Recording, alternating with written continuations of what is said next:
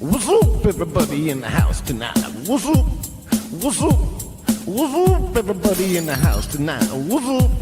What's up? Yeah.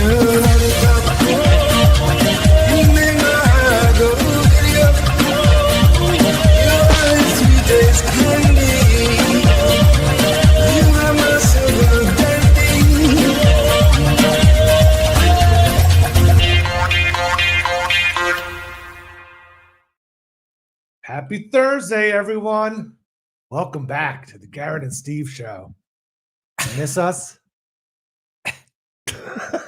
You all right? Excuse me. That first sip is a little rough, right? A little bit. A little harsh. Yeah. You want some ginger ale? Nah. Well, you've softened yours? Well, you're not a pussy? No. I'm a big fat pussy. With ice, too. Yeah.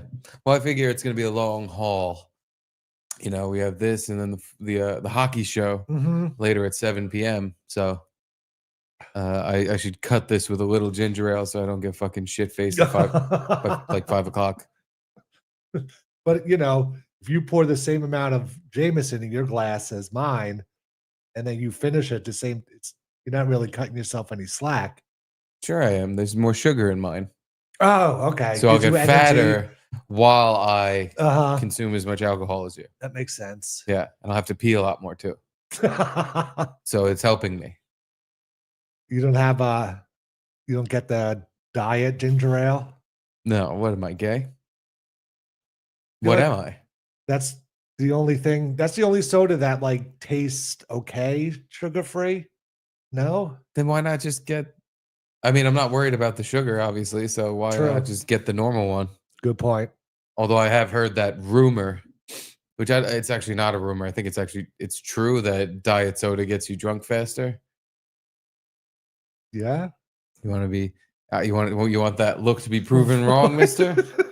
I'll Google it Get you again. drunk faster? Diet soda get you drunker. Yes, mixing alcohol with diet soda can make you drunker than mixing it with a sugary drink. What? This is because diet soda passes through the stomach faster, allowing alcohol to enter the bloodstream more quickly. That makes no sense. It makes perfect sense. No, it doesn't. It's not like Don't say that don't make no it's sense. not like the Jameson and your diet soda combine chemically in your stomach. No, they separate. So then why wouldn't the Jameson just absorb as fast as it normally would? Because there's no sugary soda in the way. So like the sugar soda blocks. Well, do you want to read the 2013 article from NPR? Oh God. Or there's an explanation right here. Regular soda, the body treats regular soda as food, which slows down the absorption of alcohol into the blood. Diet soda doesn't contain sugar, so the alcohol is absorbed more quickly. One study found that people who mixed alcohol with diet soda had a breath alcohol concentration, BRAC, Yeah. that was about 18% higher than those who mixed alcohol with a sweetened mixture. Jesus. Wow. Another study found that people who mixed alcohol with diet soda had a BRAC that was about 20% higher than those who had mixed alcohol with regular soda. Holy shit. So it's You get there's 20% drunker? I guess like it says, your body's absorbing it quicker because it's not having to break down more sugar and do more work. So it's more close to just drinking it straight. So you should get diet soda then. No, like I said, I'm trying to slow this whole process down. This is actually working the exact way I want it to. True. I do not want to be blackout drunk by 7 p.m. So but if you just drink it straight, it's the same as drinking it with diet soda. No, I still think there's something there. It gets But you drunker, like instead of just straight. I don't know. That's like the it doesn't get you drunker than straight. It gets you drunker than mixing with soda. Yeah. Okay. All right, that makes sense. It's like the cough to get off cigarettes get you 18% higher. That was what I was always Is it with cigarettes or with weed? with weed. Okay. Like you smoke a cigarette after you smoke weed and you get 18% higher. Oh. What the fuck does that even mean? How do you get 18% higher? How do you measure how high you are? I don't. Yeah. That don't make no sense. There's a point where cigarettes feel way better after you smoke weed. Like it's so I don't know what that. It's a better, smoother feeling after you smoke weed than before. It's more refreshing somehow. Because the weed's Because kind you're of high. harsh. Yeah. Yeah. But yeah, I've heard that if you smoke weed and you cough really hard, you get super high. Yeah. But I think you just get lightheaded. I don't Yeah. think I think you're just coughing so hard and you're getting so high and you're shaking your fucking brain that you just get lightheaded and you're like, whoa, I'm so high. I can't even stand. I don't think it has anything to do with or I don't know. The reason I heard was that it like when you cough really hard, these like tiny blood vessels in your lungs, in your esophagus, throat, Yeah. whatever, trachea, they like break open and the smoke, You absorb it, cannabinoids, yeah. weed, THC particles go into the bloodstream directly quicker, and that gets you mo high. Yeah, I don't. But I don't believe anything anymore because one of the first times I ever smoked weed, someone told me to chew the stem. Oh God. They were rolling a joint, so they were picking up all the little pieces off the seeds and stems or whatever. No seeds, just stems.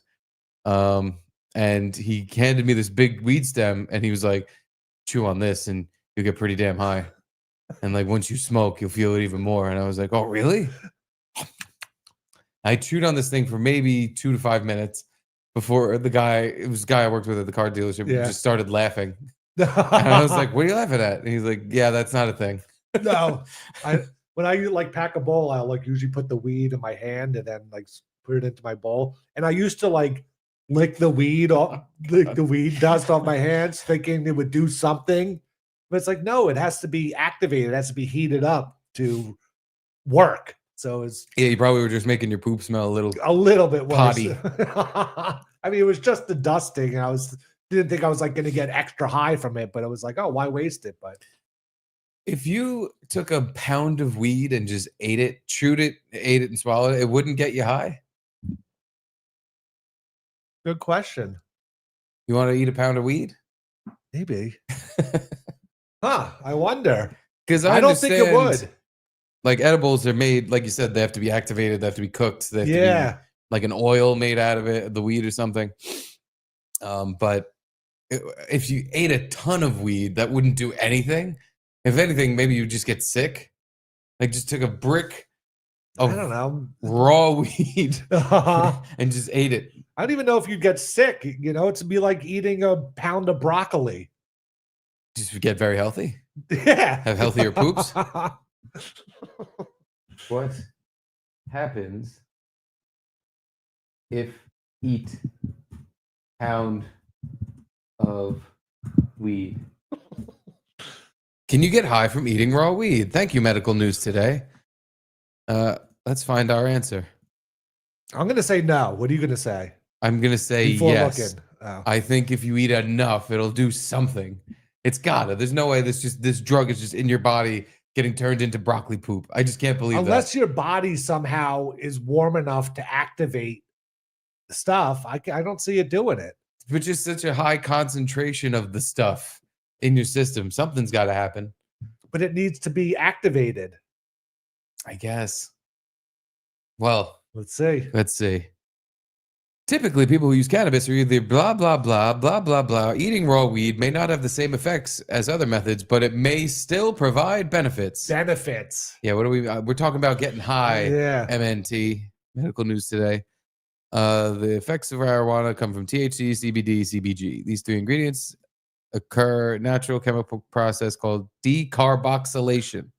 So the decarboxylation is when you burn it. Because of this, raw weed may not produce the high that people usually expect from cannabis. That said, some researchers still interested in possible medical uses of raw weed. Can raw weed get you high? Have now isolated more than da-da-da. No? We're getting word from the hallway, no. Yeah. No matter what? Dr. Kate. Why? Needs to be. Yeah. To create THC, you need to decarboxylate, you mean? Yeah.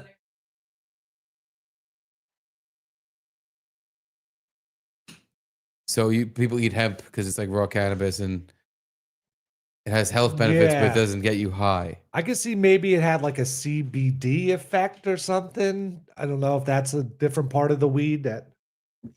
The people of the bottom of this says people are therefore unlikely to experience a significant high if they eat raw weed. So yeah, the answer is basically no. Yeah. You cannot get high from eating a pound of weed. Something probably happens. Kevin said even when you bake with weed, you have to cook it with butter first. Yeah.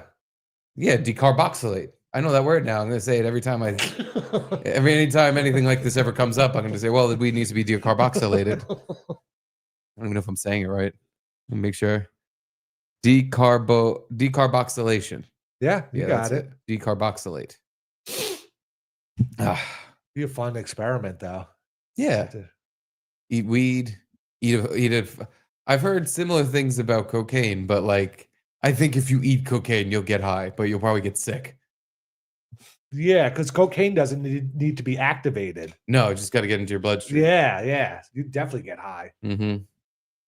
You know, those people that like cokies jam it up their butt or whatever, and it breaks, they get fucked up. Yeah, those people that jam it up their butt. Smugglers. That's right.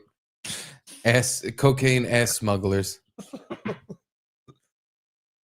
Well, what is in the Garrett and Steve newsletter for today? Have you seen all the DOGE shit they're finding? It's fucking insane. No, I've seen random stuff here and there about a lot of USAID stuff. That's kind of like old hat now. Like that was nothing. That was like 1% of the US budget. Now they're into Department of Education. They found $800 million worth of stupid contracts that did nothing. Got rid of that. Then with Medicare and Medicaid and Social Security, $2.7 trillion of misappropriated checks sent out to people for, like healthcare or welfare or whatever that, or Medicare, Medicaid. I did see one thing that was about, I think, Social Security. I want to say it was Social Security, and it was how like $2.7 trillion was going overseas. Yeah. And it's people were saying, how the fuck can that possibly happen? And the only thing that anyone said that made sense was there could be people that pay into Social Security their entire lives, and then when they retire, they move to like the Philippines or something to get more value for their dollar. Yeah. And they're still collecting over there. Yeah. And I'm like, well, I think you should be able to do that. I understand you don't live here, but like if you paid into the system your whole fucking life, I don't like, especially because it makes sense to move somewhere where everything's cheaper to then live out the rest of your life in like a kind of paradise. I think you can do that. I think these are all things that like for dead people or people that don't exist anymore. Yeah. Because the defense I saw that made sense was that it was like expats living overseas that earn that money. So it was technically Social Security was going overseas, but it was to citizens. But even if it was 100 million people, they're each making like $27,000 a year or whatever the math is. Yeah, maybe, I don't know. But yeah, apparently it's like $9,000 per US citizen that's just been wasted. Good. Perfect. I imagine that, there's been just a big rat's nest, tangled web of bullshit money flying. Because to me, it seems like the only reason you get into politics is to do stuff like that. You set up foundations and you set up these big, little parts of your government, like the Department of not agriculture, but like the Department of Queer Studies, the Department of fucking USAID, just so you can now send money to your friends. That's what they all do. You're right. I mean, it's getting ridiculous. I, get elected. I then now am in control of where all these funds are going. Mm-hmm. So I have a buddy of mine, some other guy, someone I hobnob with. I think there's a lot of hobnobbing in politics. And you say, oh yeah, come up with some foundation that has a pretty name. The Saving Democracy, Gay Youth Society. Yeah. I'll fucking throw all these grants and all this money at you, and you just give me a little back. Totally. It's called a kickback. And spend it on trans comic books that we send to Peru. Who gives a shit? Yeah, and then the Biden EPA guy was caught on camera saying how they were throwing gold bars off the Titanic, trying to get, spend all this money before Biden left. And they gave 80 billion to like climate change things. And it was all just bullshit, and then those people, either you get a job then at this climate department or whatever, or you just get kickbacks from how much money you give them. Jesus Christ, it's so much ridiculous how much money there is to just frivolously spend. Especially because we just make it up. Like we print it. Uh-huh. We run out of money. We were in, what's the debt? Like 27 trillion. And it's like, well, why not 100 trillion? Who cares? Just make more money. And who do we owe it to? Like, what are they going to cash it in one day? No, it's just like, I'm all in. I want all my American debt paid. Okay.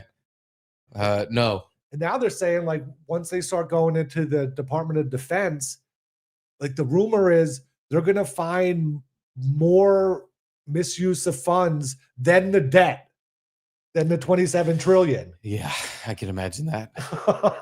I just hope the one thing they did do right is I hope we have a lot of military tech and like a lot of tanks and helicopters, because we kind of need it. Especially if we're going to be pulling the plug on all this shitty money we're sending everywhere. The world's going to be pretty pissed off at us because they were getting freebies from us, and now Trump's just taking it all away. There's not going to be no consequences. Like, it seems to me that a lot of this shit that's been paid off to random countries, especially, like, again, I know it's old hat, but the US aid stuff was to like stop them from doing shitty things, like letting shittier people through the border. That was one guy was saying, because it was like 20 million to make a Sesame Street episode in Iraq. Yeah. And so Iraq doesn't have a little sleeper cell here, blow some shit up. That's what the guy said. He was like, it teaches kids how to be fair and equitable. So when those kids in Iraq grow up, they'll be, That's not what it is. That's what he was saying. It's fucking money laundering. We're paying these fuckers so that they tell their dogs not to bite us. Like, we're literally paying them off. So that it's like we're paying off little mafias all over the world. Or they're going to come over here and break our fucking windows. Come try it, bitches. Well, they can. Like, it's not that. I don't know if all of Europe, specifically Germany, has been paying their VIG to Algeria and whatnot, because they just had another SUV run a bunch of people over yesterday. Right? Yeah. So they must not be paying their VIG, because their little terrorists they keep popping off. I guess that's what I'm afraid of happening here. Is if we don't keep paying off these little mobsters around the world, that they're gonna, because we are a melting pot. Mm-hmm. Everyone's here. There's going to be, But how are they going to have the money to plan this attack if we don't give them They money? already have the people here. They don't need to plan. That part's already set in motion. Mm-hmm. They just need a fucking Hadid Habab to fucking hop in his SUV and go fucking drive through a mall. Yeah. Is that what happened in Germany? It was through a mall? I don't think it was through a mall. It was like an open like square thing where people were walking around, and it was crazy because one person died, one like baby was fighting for its life, and like somewhere around 60, 70 people got injured. Jeez. So we hit everyone. And just ran over a lot of toes. It just, ow. There's a lot of ouches. Only one it was tragic in itself, but thank God only like one person caught the beats. But it's also weird how like all the Democrats are just like up in arms against this and like, no, stop looking at all this wasted money that we're spending. Like, stop looking into it. Like, why? Because it is, I feel like money laundering. But it's all one way. It's got to be not all one way. What do you mean one way? Like all the Democrats benefit from this money laundering? Like, no, God, no. That's crazy talk. Again, I think it's everyone. But then why aren't the Republicans mad then? I would say, like, stop this. Because they got to pretend they're not. They're probably, some of them are pretty pissed. I'd imagine. Mitch McConnell. He's too old to even fucking speak anymore. I don't think he's gonna act very mad. He's at death's door. He's the only Republican that voted no on RFK and Tulsi, who both got nominated today. Yeah, he's very old sleaze. I think he's one of the Pelosi types where he's just his party doesn't matter. He's just corrupt. That's why now Elon's calling out like, hey, Chuck Schumer, on your $180,000 salary, how are you worth $75 million? That's kind of weird. And he's calling out other Elizabeth Warren, maybe, and one other person. Good. Yeah. Everybody saes this stuff, but it doesn't like I've been reading shit like this forever on the internet, but nothing ever happens. I know. But seems like it can happen this time now. That's why I'm so excited. But again, the biggest fear is that like this is all it's a little house of cards, and every little shitty thing that they're doing is actually to keep it all standing. And that if you start ripping apart all these corrupt things, then a worldwide force of shitty people are going to just come raining down shit on us like they kind of did last time by unleashing a fucking bioweapon for 3-4 years. Oh, the COVID? COVID. Yeah. Yeah, it seemed like that was a fuck Trump thing. Did you see the clip with Rogan just yesterday? No. Talk to that guy, I think it's like Mike Benz or something. He's like some super studied guy on the deep state. He like exposes all this stuff or whatever. But Rogan was like, I know this is like a deep, dark conspiracy and no one can really talk about it, but like, was COVID released on purpose kind of thing? And the guy was like almost too afraid to say yes. And he's like, you know, I have my thoughts, but I don't want to share them now. But here's all my research and blah, blah, blah. And if you want to make up your own decisions, you can. But that's what I've always thought. I always thought right it was before like, the election. That's what I know. And it's like the world hated Trump. It came from our best friend, China, who, I mean, for 5 years, because right before he got elected and then all 4 years Trump was in office, it was China, China, China, China, China, China, China, China, China, bigly China. So I think he kicked that hornet's nest too many times. And they were like, you think we won't literally change the planet if you think you're gonna pull shit like? I don't even think it was China though. I think it was like a scapegoat. Yeah, I think it was like us, or some people in our government or something, and the Fauci bros, the global deep state or whatever, that the Klaus Schwabs or whoever it is. Yeah, we're just like this guy. These cowboys with tons of billions of money. Yeah. Because it's like when people say Illuminati, it's like, oh, that's so crazy. Because it is. It's weird to think there's people in hoods having meetings, but it's more just like a bunch of really, really rich people, and not all of them talk to each other. It's just little patches of them all over the world that control literally everything. Yeah, not by force, but by influence and money. Mm-hmm. And they're heads of the WEF, the World Economic Forum. You know, like. They're the leaders of that. So they kind of set policy and like, oh, now there's ESG scores for businesses that you have to comply to, or we'll give you a bad ESG score from the WEF, and then your business stock doesn't rise up. Or, you know, it's just like all these connected ways that they could fuck with people. Yeah. And it makes you think, like, how would Trump be exempt from all these kinds of consequences that they can dole out if the majority of people who are in control of major corporations, major things, aren't agreeing with what he's doing? Is he fucking us? And it's all going to just turn on its head? Is he for one of them too? Yeah, well, exactly. That's the other thing. Is he just another, like, he ran his Vince McMahon style game, and now he's got the right on his side, but he's just another one who's now just restructuring where all this fucking money's going, but it's still going to be ending up in shitty places that don't make sense. Maybe, I don't know, for some reason I trust him or take his word for it. You're damned fool. Maybe. I hope not.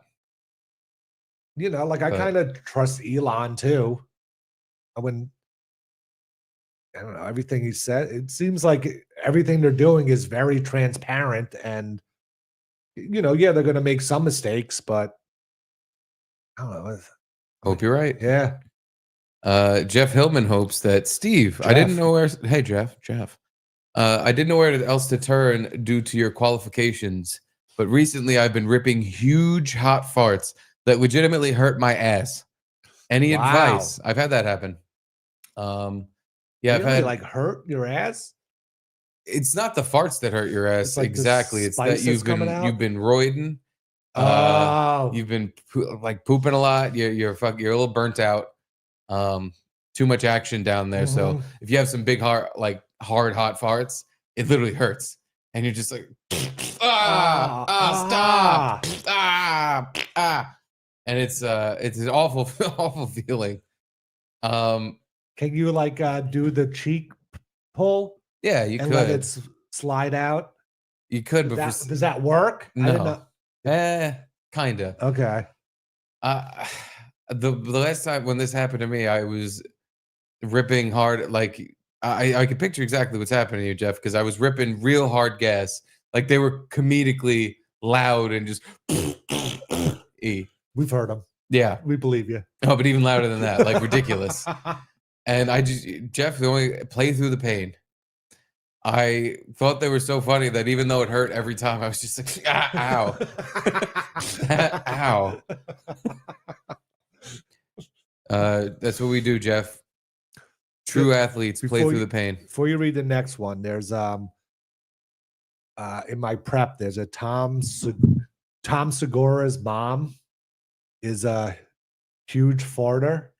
Have you heard that? No. I don't listen to Your Mom's House. It might be in like one of the yesterdays. Tom's mom, yeah.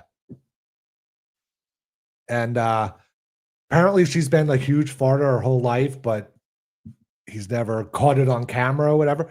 You would think it's fake. What happens here? It's just ridiculous. So the camera was, and I was just rolling, and just that shows you that God is real. Yeah. Look at God. God is good all the time. This is a magical moment. Let's do volume up, and let's watch. I can't believe I'm finally.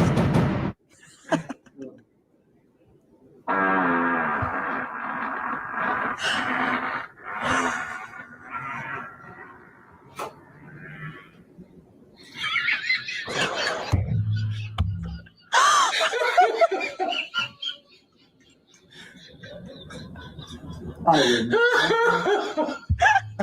don't know my son anymore. That's a Hall of Fame fault right there. It was a long one. Yeah. What did she say? Show it to me. Show it to me. Show it to me. You have to say Oh my God! One more time, please. I can. I can't believe it. Wait, hold on. Before we the time. So the camera was. Can't believe I'm finally.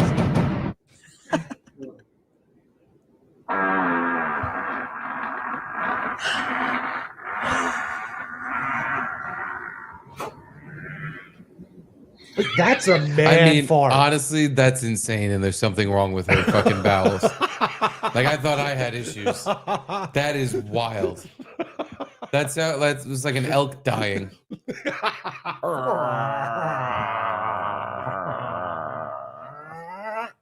She should change nothing. She has obviously a great diet. She's pushing out gas like that. I can't I'm sorry, but I would be grossed out if my mom did that. Was cutting 10-second gassers. I'd leave the house. Every time she would be like, well, no, I'm gone. I can't.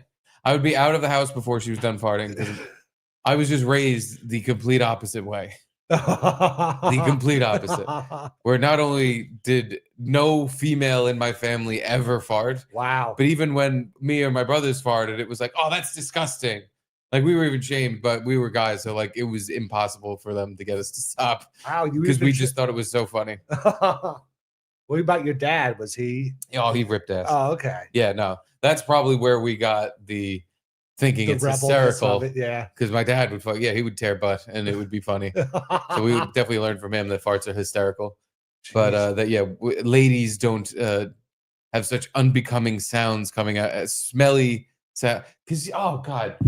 Like my dad would fart and it would stink, and he would just be like, "Oh Jesus Christ!" Imagine your fucking mom. Like that's just your other dad. Then you don't have a mom. You have two dads. You have two dads, and they both have stinky, smelly assholes, and they rip ass all over the house. That's because that's fucking atrocious. That's why Tom Segura is a comedian. You wouldn't be his proud. mom broke him by farting in front of him his whole life. You wouldn't be proud of your mom if she did that? No. No? No. It was impressive. Sure.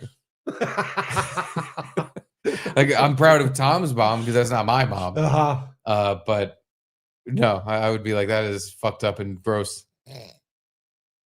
Fair. Yeah, I just couldn't. Would you be proud of your mother if she fucking was like, hey, your mother, who, by the way, after she's done dropping a cat off 10 miles away in the woods and finally says hi to you, she fucking just tears a 10-second fart. You're going to be like, wow, mom. I think I would be impressed, honestly. What would you say to her? Like, holy shit, that was awesome. I really would. That would be so impressive. Like, wow. But can you even picture your mom like lifting a cheek like, hey, son, check this out. You know, she didn't do that. Beans, broccoli, and profiterole. She just thought she was by herself or, you know, or whatever, not being recorded and let one loose. And any fart that long, you got to praise the owner of it. Yeah. Although, because of how long and slow it was and how, it was a groaner. You think she falsely extended it? I think it was a little, not a false extension. Maybe not an unnecessary extension. Maybe she keeps them long and heady because she doesn't want to shit her pants. Oh, like, yeah, just like tempts it that back. If Tom says that his mom's been farting his entire life, she probably had some practice. And maybe as she's gotten older, realized like if I push hard like I used to, get those good trumpet blasts, I'm going to shit my pants. Because that's a lot of force and a lot of gas, a lot of pressure. True. If there's any shrapnel in there, it's coming out of your pants. That's a good point. You're going to get a little splatter in there. But she didn't have any pain. So sorry, Jeff. Couldn't help you out there. Pain?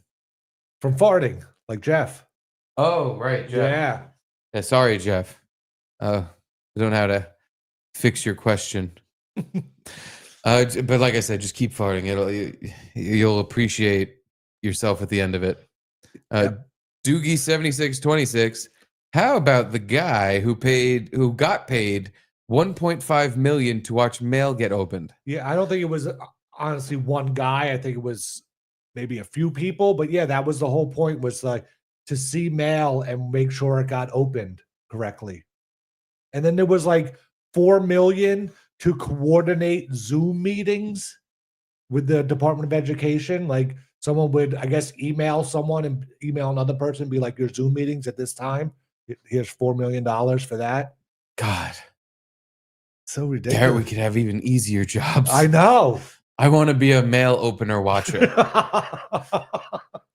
Although now, see, this is your boy Elon, your fucking He's best, fucking us over. your butt buddy Elon. Yeah. You love fucking ball washing and cock sucking. He's getting rid of these awesome jobs that we just needed to. What he should be doing is finding out about all this great stuff and saying like, hey guys, just so you know, there's a job. This department for this job gets 1.5 million annually. You know, that might be split 2 ways. That might be split 10. We don't know. But all you got to do is watch people open mail. Yeah. Just saying. That's what I want Elon to do and the DOGE department. I don't want them cutting this out. I want it to be the just saying department where they find out about this money laundering, these scams, these fake jobs, and they just bring it up and go, just saying. If you want, you could get a job watching people park cars. Why would the person that has that job ever leave? Well, they wouldn't leave. You'd have to. Good point. Yeah. We'd have to kill him. Death matches for the good jobs. And did you see he changed his name to Harry Balls on Twitter? I have a video. I'm sure you do too. Yeah. Of a newscaster reading it. I think she knew it was her just reading this was going to go viral, which is why they did it. I guess. Like to somehow stick it to him. To make fun, like his name's Harry Balls. Do you get it? What's that? You get it? He's so immature that he made his name Harry Balls. This comes on the heels of Big Balls. Big balls? Big balls Ben? Big Balls Ben. I didn't even think about that. No, but one of the employees at DOGE got doxxed, and he went by an alias Big Balls online and had some like racist tweets. And apparently he resigned, or they asked him to resign. Big Balls had racist tweets. Yeah. Damn it. In like a Can't trust anyone at this point. Because it was like in a Twitter account that had been deleted, but they somehow found the tweets anyway. I'm not even sure. So like, there's even a compilation of them saying "big balls" on CNN a bunch of There's times. a Big Balls compilation. Garrett, if I type in Big Balls compilation, It's in my email. into my Google search, I think what we don't want to see is what's going to come up. Thank God it's in your email. Big Balls compilation. That'd even be better. Big Balls cum shot compilation. Now we're talking. All right. Well, first let's watch Hairy Balls, and then we'll watch Big Balls after Okay. Hairy Balls, because we live in a serious place. Best timeline. Now, the disruptor in chief, Elon Musk, who apparently has adopted the alias, at least Does he call? Hold on. Does he call himself the disruptor in chief, or did she make that up? Yeah, she made it up, obviously. You know what the initials of disruptor in chief are? Ooh, wow. Dick. Dick and Balls. Maybe he did put that then. Yeah, I can imagine he did that. Yeah. I'm No, Harry Balls, the dick, because he's a fucking 5-year-old child. How does he have all the time to do all this shit? That's what I don't get. understand it at all. He's got a few pretty major companies that I guess just run themselves, because he's busy acting like a fucking teenager on the internet, but also he's supposed to be rearranging all of the money that gets used in the American government. What has he got? Tesla, SpaceX, the Boring Company, Twitter, Starlink. That's 5 right there. Probably others too. And This then we should rename our company the Boring Company. Star Stink.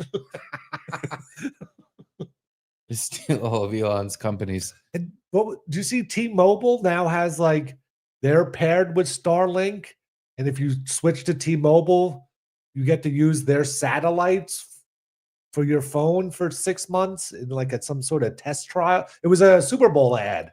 I missed that one. Oh, But it's only like it said only for like 6 months, and then you can't use it anymore. I don't know how it worked, but then you probably have to pay. who uses T-Mobile that they have all these? Like, I don't know anyone not on T-Mobile. enough people. That's why they're trying so many gimmicks. I guess, but like, how do they have all this money to? 'Cause, yeah, there was one point they were giving out an iPhone. Yeah, Like if you sign up, you just get an Yeah. iPhone, and it's like, wow, that's a pretty good deal. I don't almost know. feel like I would rather sign up for what's the Ryan Reynolds one? Mint. Oh, Mint, not Cricket. Oh no, I think Cricket is Obama phone, Oh, and Mint Mobile is that's Ryan Reynolds Obama phone. Oh, okay. I'd almost rather sign up for that than T-Mobile, but not now. I don't think Mint's bad. I'm pretty sure Caitlin has it. Oh, really? Yeah, we're on different phone plan. Oh. Yeah, But we anywho, didn't hear the hairy balls yet. we didn't hear anything about balls at all. We're stuck on dick. now the disruptor in chief, Elon Musk, who apparently has adopted the alias, at least he changed his social media handle to Hairy Balls, tweeted this morning, democracy in America is being destroyed by judicial coup. An activist judge is not a real judge. And as now the disruptor Wanna hear her in say it chief, again? Elon Musk, who apparently has adopted the alias, at least he changed his social media handle to Hairy Balls, tweeted this. Dude, she's like Frankie. She didn't even say Harry Balls. Yeah, She yeah. didn't even like try to read it. She said Harry Hairy Balls. Yeah. Like she like Harry the other day, Balls. a week ago, what was it, enormous tits or something? Norma's tits. Yeah, Norma Stitz. Stitz, yeah. Yeah, so Norma we Stitz. said to Frankie the other day, hey, can you say our good friend Yeah. pal? Our friend Norma Stitz loves you. Do you love her? And he just went, I love enormous tits. Like he didn't say the fake name at all and get tricked. He immediately picked up on what it was and goes, yeah, I love enormous tits. That's what she did. She did the Frankie of just, I know what this is. I'm just going to say what it is. This is Hairy Balls.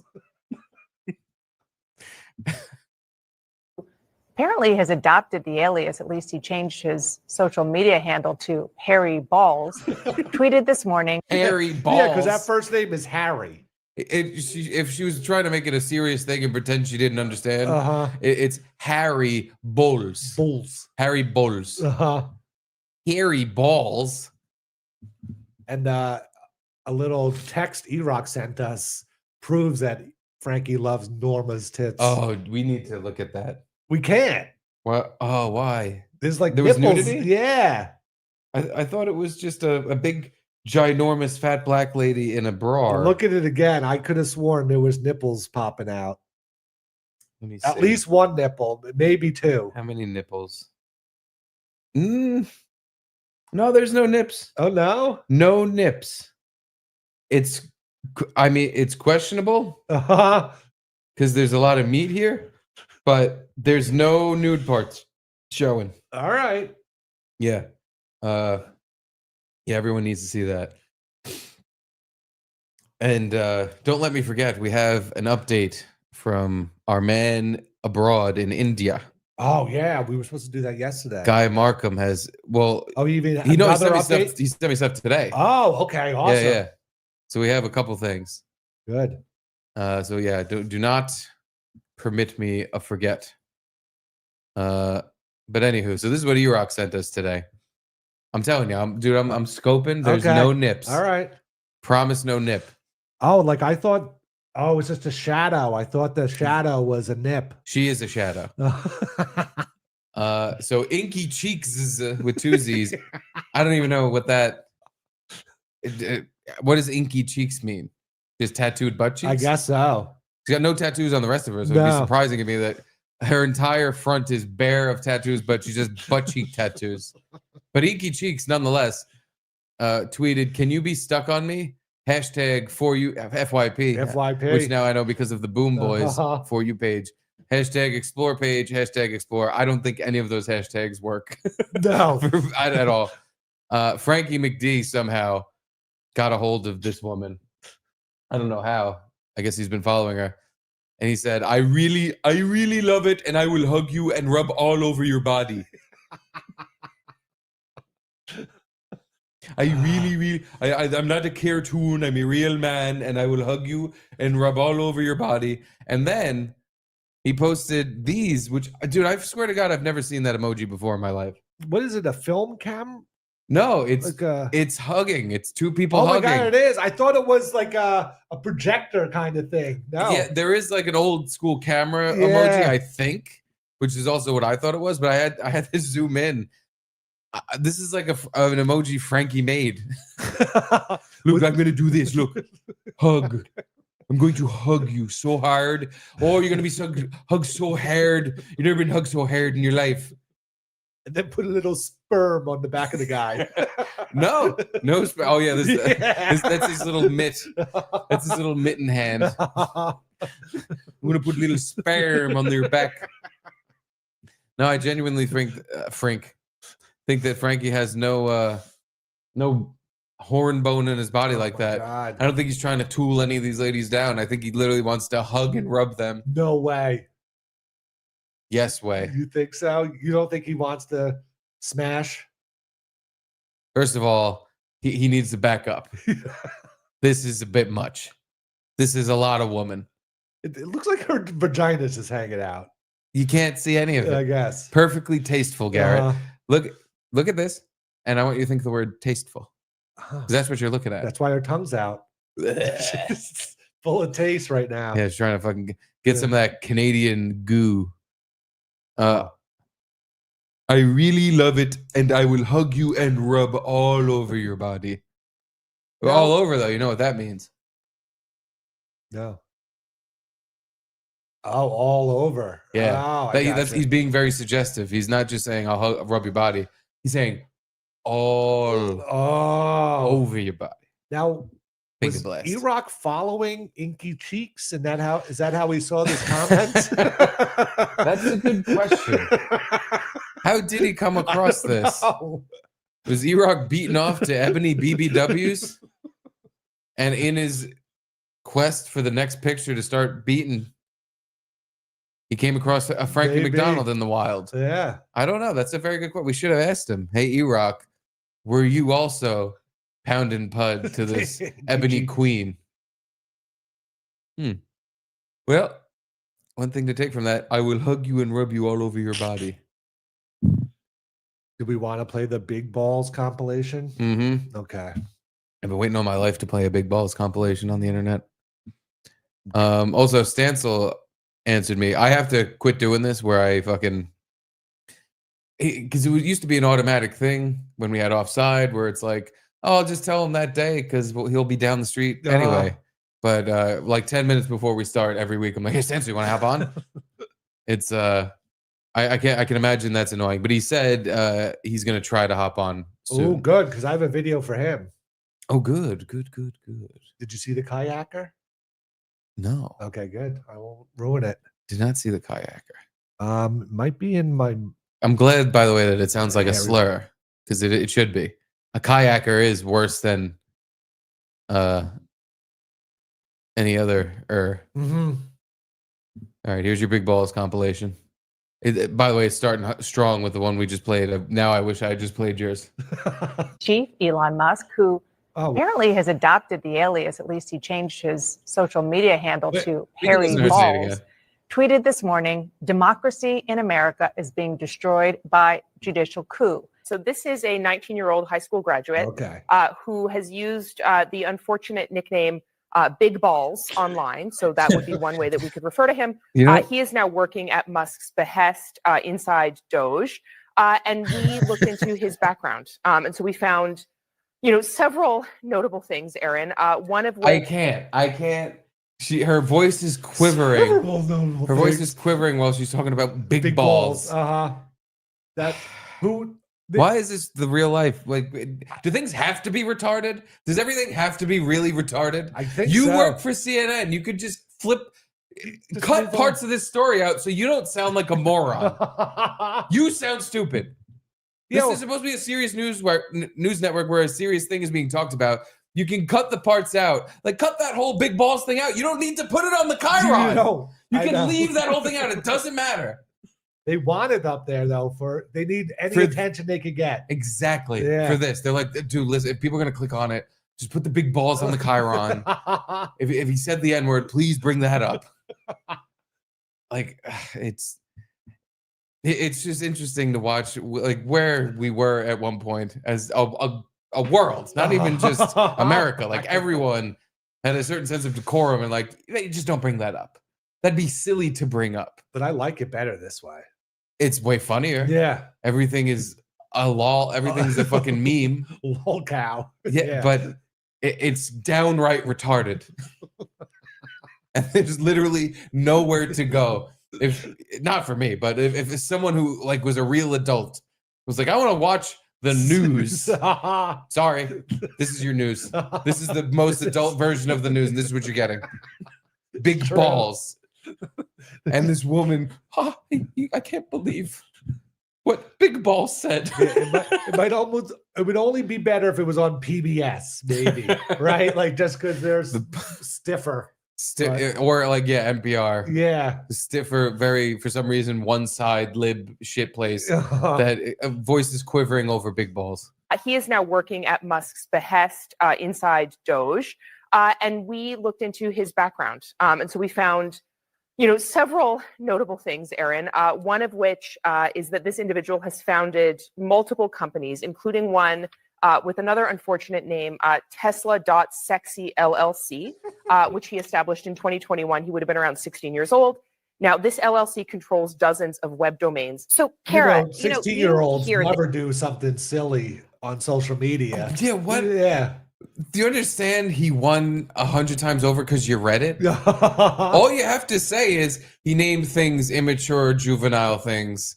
Is it really that immature? Sexy Tesla? Also, yeah, she read it like she was about to read like Hitler, Nazi, balls, N-word, 666. Tesla sexy. Like, okay, like sexy is a word people say in M&M's commercials. Like, it's not that big a deal anymore. That's nothing to lose your shit. That's not a problem. No. Another unfortunate name, but again, I'm gonna make sure I say it because Because yeah, You're gonna pay attention to this after I say it. it's I gonna be know a compilation soon. I'm gonna be in a big balls cum shot compilation if I say it. This, and you have known Elon Musk for years. So now you look at these young men who are now in data and in the private information about maybe hundreds of millions of American citizens as young as 19, the big balls here that he's talking about. Most of them are in their early 20s. There's an exception I'm going to get to. You could just say his name. Say the controversial teens. You don't have to call him big balls. Big balls here. Nobody's forcing you to do that. There's 3 broads on the screen and in a state of absolute disgust and fucking cannot believe what they themselves are saying. But I also wonder if this is just some sort of Fake outrage. Elon troll. Because remember when he bought Twitter and then he sent the 3 guys out with like boxes saying they were fired Twitter employees and their names were like Dick Johnson or, like it was like. I remember let the sink in or let that sink in. No, I don't remember this one. Yeah, they had they each had a name where it was like euphemisms for dicks, kind of. And that's the media ran with it. And then it was like, then he just came out the day later and was like, I planted those guys. They were all fake just to make you guys say those stupid names. But I don't know. I don't know if Big Balls is real, really real. I bet it's real because they found the proof. That's why they think this is like real, like hard hitting journalism. Is because no, that is his name. We looked it up. His name was Big Balls. It was. And we're exposing it. We're exposing Big Balls. We got the biggest balls of them all. Elon Musk for years. So now you look at these young men who are now in data and in the private information about maybe hundreds of millions of American citizens as young as 19, the big balls here that Katie's talking about. Most of them are in their early 20s. There's an exception I'm going to get to in a minute. I'm curious though, Kara, how well does even Musk know these young men, do you think? I have no idea. I think there's no vetting whatsoever, as you can see, that's taking place. It took Katie and the really great team. Wired has done an astonishing job here. I could make a joke that's probably why he was hired for all this ridiculous nonsense and other nefarious things. But please, there's an expression in technology that's it's a feature, not a bug. I hate that more than anything, by the way. I would say. This is why Gino didn't seem to understand when he said, I could say to Anthony, suck my fucking dick. He's like, well, you just did say it. Yeah. There's no could say if you then say the thing you could say. You said it. But I wish she would have said. I fucking hate that cop-out shit. Well, yeah, what was the thing she could say? She could have said a joke about how he got the job. What's the joke? I don't even know what it could have been. Yeah, either because Elon likes big balls. Yeah, she called him because Elon's a big fag. Then say it. Because now there's this weird implication where I guess we're making up a gay joke for you, even though you look like you really don't like those types of things. You don't like that type of humor. Why don't you turn the heat on in your apartment? It's your fucking scarf off. God. Your fucking ink blotches behind you, you stupid. I mean, nice hair. I'm jealous of her haircut. It's almost yours. It is almost mine. I want to know who her lesbian barber is. Her part's a little more in the middle, but yeah. She got some sick. She got good Kurt Russell hair. But it just, I could say no. Just say it or don't. Yeah. Say it. Don't middle it and go. I could say suck my fucking dick, Anthony, but I won't. And Erin chuckles too at her desk, like. I know what you would say. I know what you mean. Yeah, I'm also picturing Elon Musk gargling a huge set of balls. I am also picturing that. That wasn't what I was going to say. Well, we all thought it. We all thought it. I can't believe that compilation. It was only 2 clips. Yeah, I thought it was. That was a disappointing compilation. I would remember it being more, but oh well. I remember it not. Gay bitches. Hey, gay bitches. Garrett, those 2 guys were just people from Twitter that had small followings. Elon didn't plant them. Those other names were really balls and dick and ass. No. He did plant them. They were like stooges that he gave them empty boxes and told them to go out and talk to the media. I thought. So you're saying Elon Musk had a connection to the 3 Stooges? Now I gotta try to find it. Thank you, Gabe. All right, you Google 3 Stooges. Uh-huh. I'm going to read these other couple of super chads. Kyle Johnson. Hello, Kyle. Has anyone heard from Rapesh lately? Has he been trying to court Onija Andrew Robinson?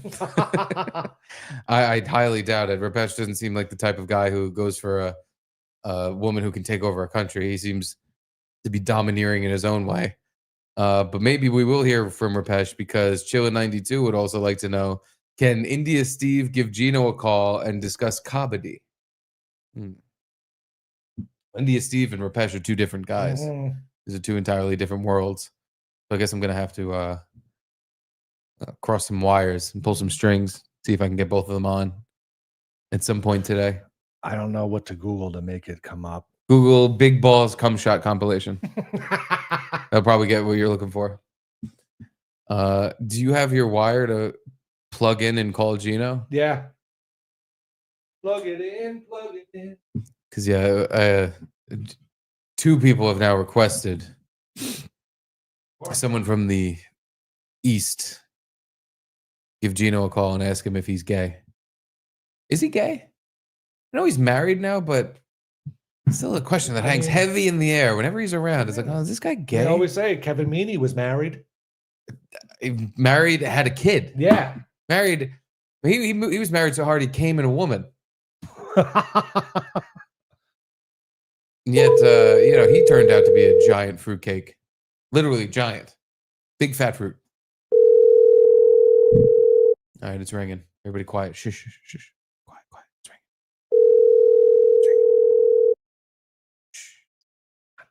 I'm watching on delay. I'm Hello? Hello, is it Gino? I don't know why I was not expecting it. Oh, I'm watching on delay. I'm at the part where you're talking about Harry Bolz. I had no idea Indian Garrett was calling me. Hey, buddy, what's up? No, he's not him. He's a good old friend, you know. Are you guys even live? Or he's are you good just old doing friend. this for me? Because either way. How is the Aaron Berg doing? He hasn't responded since the last update. He's busy he's touring with that guy. He does not pick up phone calls from Rapinda. He does not pick up phone call from Rapesh. He is too hard to get hold of. We are trying to run a company here. We're trying to sell shitting sand. This man gave us promise. He said, I do a shitting sand read on my show. I do for 10 years. You give me 10 rupee per read. We do giving rupee. We do giving donkey. Company donkey. You know how many people in company have company donkey? None, because you fed them all. None, because you fed them all to Only tigers. two. Do you remember that? Yeah, you fed them You to fed them. tigers. I You feed you to literally tiger. fed them all to tigers. I feed you. No, I'm not a donkey. Well, I could be called a donkey. Well, you tell fed them your all to little tigers. friend with the tiny hat, he owe us ad read times 1 year. 1 year ad read he has not done. I also think maybe you were feeding the donkeys to tigers because it was right about the time you came up with a new marketing idea. You thought putting a snake in people's toilet as a gag was going to make you millions. You remember that? Like it was Yeah, it was well, so funny. I do a snake fucking in make toilet. you gag. How'd that sound? I make you fucking gag. Is this how you talk in the marketing meetings? It would explain why you thought to feed donkeys to tigers. I'm doing big success in market meeting. Don't fucking worry. Don't you fucking worry about my market meeting. I do big success. You worry about your little friend with little hat. And you tell him he owe us 1 year ad read. I just realized little hat means Jamaica. God, I'm not awake yet.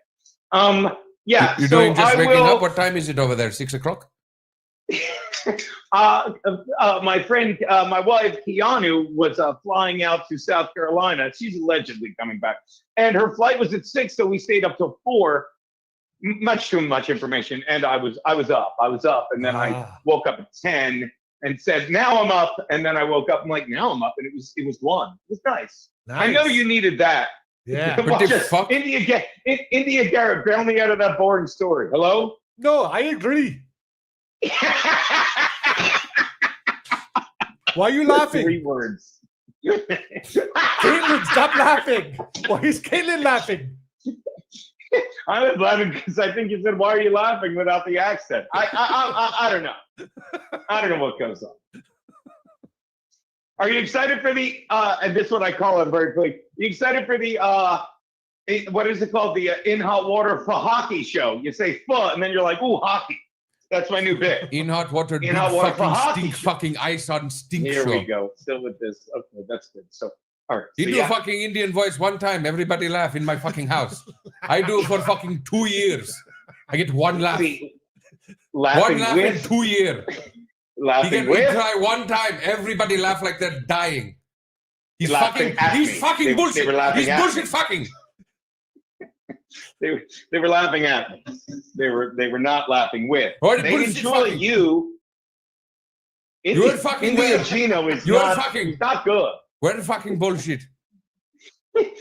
India Gino sounds like India Garrett 10% of the time. You show me now. You do. What are you doing? You're jerks. I'm hanging up. I'm gay. That's good, man. That's good stuff. You're a great job, Chief. He hung up. Oh, you're doing fucking hanging. Well, there you go. I hope you got your money's worth. Since we're on India, in our email, Gino, did I send? Maybe I did. Maybe I sent it in my email because there's a better link in today's prep email. Stink bomb, yeah. Aha. Now this is an old story, but I never heard of it. Oh, I saw this. You have seen this? Yeah. Israel made a stink bomb to like diffuse protests. So, by the way, this is from 2017. Yeah. So it's an old story. Yeah. But for some reason, like a couple months ago, I want to say it was getting shared again, like it was new. Oh, okay. Because someone sent it to Gino to send to us. Right. Yeah. But yes, Must be why. Indians unfazed by Israeli-made stink bomb. Yeah, they make a stink bomb that smells like sewers, and I remember sewers, and it was like they just didn't care, and we're like, whatever. Maybe Indians have a higher threshold of tolerating stench, says official after test of liquid fired by water cannon. Oh God, yeah, it was a liquid too. Yeah, out of a cannon. Oh, They got blasted with with shit stink, and they were just like, You guys feel that? You feel that? What was that? A little gust of wind. Yeah, someone sent this to me on Twitter, and I think I just responded by saying, "Well, of course that would never work. That's like firing a spaghetti cannon at a bunch of Italians. They're just gonna open their mouths, go, yes, grazie, more spaghetti." The Indians were probably, yes, more, please, more. The air has never smelled so fresh on Uttar Pradesh Street. Did you have a stink bomb era in your high school? Not an era, but we definitely did it. There was the ones that came in the little glass vials. Yeah, the little capsule or whatever. Yeah, we cleared out a floor of my fucking high school with one of those. Yeah, they fucking reeked. I want to say I brought them in, but I didn't set it off. I Oh, was like always how'd you get them? At like a street fair. Oh, Like a Feast of San Gennaro type thing. uh-huh. So there was bomb bags, and they had the little poppers. The bank snaps. It was like the legal fireworks you can kind of have in New York because fireworks have been entirely banned. So yeah, you were able to get bomb bags where it was just the little bag that's like this big that you squeeze the middle and like vinegar and baking soda, I think, just mix in the bag and it goes like, oh no, it just pops and it makes like a loud bang. Really? Yeah. Oh, never God. heard of that one. Me and my brother, we would get all the time. The ice cream truck sold them. Really? No, I've never heard of that one. And they were like 25 cents, 50 cents. They were cheap because they were like retarded. It literally, you squeeze the bag, you throw it on the floor, and it goes pop. And it was the same level of pop if you stomp on a juice box. It was just like a little boom. Yeah, yeah. And they had stinky ones that were like that too. You same thing. You press it and you throw it, and it pops, and it kind of smells like a fart. But the little glass vials were levels beyond the little bomb bags. They were fucking, because I'm pretty sure, if I might be misremembering this, but I think I got them and I gave them to someone. They went into the hallway, like just stomped on them and ran. like because we're in high school Yeah. and literally retards. Uh-huh. Nobody wanted to get caught. So someone who wasn't in our this was Spanish class where we did every bad thing ever. Someone who wasn't in the class, we told them like, all right, we're gonna throw the bag out, and you just like go to the bathroom, you go to the hallway, you stomp on it and take off. I don't know why we needed all this fucking planning. Why couldn't someone just throw it at a wall or something? I guess because then it would be obvious who did it somehow. So if someone just left a bag in the hallway and then someone else going to the bathroom stomped on it. I didn't know what I was doing. Yeah, exactly. Yeah. Like, but he didn't even do it like that. I remember seeing this kid sprint to the bag, stomp on it, and sprint away. And it was like, well, that you might as well have just taken it and thrown it at the teacher. But do you have cameras in That's the thing. School? It was in the hallway, so no, he didn't even get caught. Yeah. But so the stink bomb goes off, and after a couple minutes, we all had to clear out. Like it reeked that fucking bad. It was just like rotten eggs. Yeah. This like sulfury, overpowering rotten egg smell. And eventually, like the vice principal came in and was like, "Yeah, everybody out. Like, everybody just get out." What about bomb threats? Did you have a bomb threat ever in high school? I don't remember any bomb threats. Okay. No. Probably, like you were in high school after 9/11, right? Mm-hmm. So they took them more seriously then. Like for me, it was just like some kid wanted to get out of a test or whatever and would just call up and say, I have a bomb. And everyone knew it was fake, but we'd all have to like exit the school and yeah. Well, did anybody ever get in trouble for it? Not that I know of. Because looking back, I'm like, why didn't we do stuff like that more? Yeah. Why not just go to? Because back then, payphones still existed. Have someone go to a payphone like once a week. You don't just get to go home. You didn't get to go home. For some reason, you just like stood outside the school that was going to blow up, and that was going to be okay. Yeah, everybody get within shrapnel range. Yeah, everybody get within range of something that can blow off the school and tear you in half.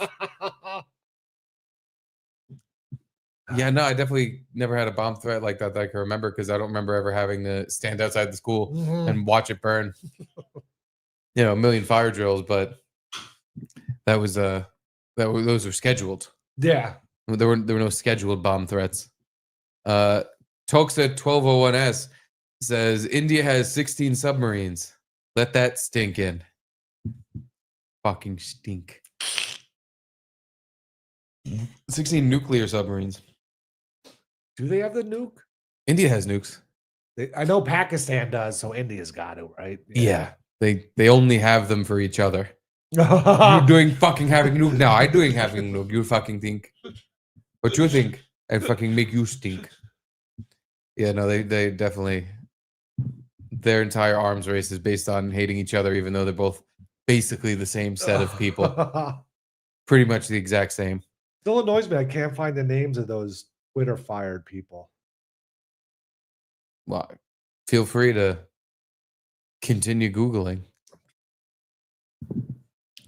In the meantime, there's a video that I have that it's a really old one, but it's like required viewing. If you're going to be on the internet, if you're going to watch shows on the internet, it's you need to see this. It's, I don't know, what are like videos that like you need to know this to know to be in the culture, to be in part of the to be in the zeitgeist, to understand everything that's going on. Because this is definitely one of them. I'm just by this still. Do you know this video? I do not. Well, then I'm glad I'm the one to show it to you. Mm-hmm. So I think this is actually from this. This video is from May 2024. Might be a little earlier than that, but it's almost a year old. Okay. But for anybody, one of our viewers, to not know of this video and its existence, it would be a crime, like me, a sin. Mm-hmm. Just simply cannot happen. Well, I guess I don't even really have to give it that much of a lead up. I'll just show it. There's a guy on a beach doing like on man on the street interviews. Oh, okay. And one of the most important figures in current history approaches because he wants to be part of the situation all right. here, and we'll just watch what happens from there. Hello. Hello. Y'all like bodybuilders? Bodybuilders? Yeah. I like skinny, scrawny guys. How about multimillionaires? How about 8 inches and thick? How about talented? How about loving and respectful? I lost my life 10 weeks ago. 21 years faithful. My daughter committed suicide 3 weeks ago. Jesus. Oh, shit. 13. She was faster than me at 12. What? And I run a 6-minute mile. My testimony, I'm nothing but pure, and I ask you if you want to be in the YouTube channel. And you like scrawny guys. I know you trauma dump on us like that. For real. So in about 30 seconds, a lifetime worth of information got passed from this one guy to these two girls. His dick size, his suicided daughter. She was fast at running. How fast a mile he runs. Such random facts to spew out. It's one of my favorite videos. And I've just his response, 8 inches and thick. Something I want to put on like job applications. What they I'm said, gonna lie about a couple of those inches though. They like scrawny guys. Is that what they said? So he was mad? Yeah. He was butthurt that these two random girls on the beach said they didn't like bodybuilders. Because also, by the way, he's definitely a bodybuilder, and you can tell by his beach shorts there how they're rolled up and tucked in. Oh my god! To show off maximum thighage. He's got the pose going on. He's got he's clearly all of his gestures to show off that he spends a good amount of time busting the weights, but. So let's recap some of this info. We'll start from the beginning and go point by point. Everything we learned from my favorite guy who's ever been on the beach. Wonder what makes him so jealous. Like those so girls weren't hot, or it's not like they were in like they had big tits and then a bikini or something. He was. I mean, it's very clear that he's an insecure guy who spends a lot of time working on that insecurity by getting really jacked and fit. And the fact that doesn't work, it breaks his brain. He's like, I did everything. Why am I still this man no one wants to be around? Why is still nobody have any interest in being near me? Why did my daughter kill herself? Well, then there's Jesus. Then we get into some of that. I just love the girls in the video are like, two younger chicks. And they're using pop psychology terms like trauma dump. Usually I hate that kind of thing. Like, oh, you're gaslighting me. And people just say stuff like cognitive dissonance that they heard on Twitter or Instagram or something, and they repeat it 5 million times. They nailed it. But I've never. First of all, I don't know this term that well, but this is the perfect video to explain what that term means, trauma dump, because that's exactly what this guy did. Within 20 seconds, it's like every bad thing that's ever happened to him is now just their fault somehow. I feel like he only said one bad thing though, right? Well, his wife left him and his daughter killed himself. I missed the wife left him. I think he says that. Well, let's rewatch it. Let's figure out, let's piece by piece break down one of the most important clips of media in our timeline. It's good because I feel like there's not that many memes created anymore. Right? 8 inches and thick is Am a I meme. Wrong? Yeah, the fact that you missed 8 inches and thick is actually crazy to me. No, I heard that. No, I'm saying that's the name of this meme. This guy's a meme. Oh, okay. And it's just like, any trauma dump situation, any situation where a guy is like spitting the worst game you've ever heard, 8 inches and thick. Oh, okay. Hello. Y'all like bodybuilders? Bodybuilders? Yeah. I like skinny, scrawny guys. How about multimillionaires? How about 8 inches and thick? I mean, right off the bat, he should have stopped there. He should cut it. Yeah, multimillionaire, 8 inches and thick. Done. He actually could have stopped at multimillionaire. Yeah, exactly. If we're actually being serious, then 8 inches and thick was a step too far, especially if the next thing you're going to bring up is your daughter's suicide. I would not have those two things in the same 10-second gap. I wouldn't have 8 inches and thick as a preface to my daughter committed suicide. It makes me think the 8 inches and thick had something to do with your daughter committing suicide. It was just too thick. She could take the 8 inches. It was just too thick. But man, to start there, again, you should. What about a multimillionaire? And pause. Wait for a response. Yeah. Then we'll go down the list. Maybe of they things. would change their tune after Before you have that. a full-on breakdown within 30 seconds. we'll start one thing at a time. See how they react to the multimillionaire thing. Yeah. That's actually, it's the only thing I'd ever say if it was true. I like skinny, scrawny guys. How about multimillionaires? How about 8 inches and thick?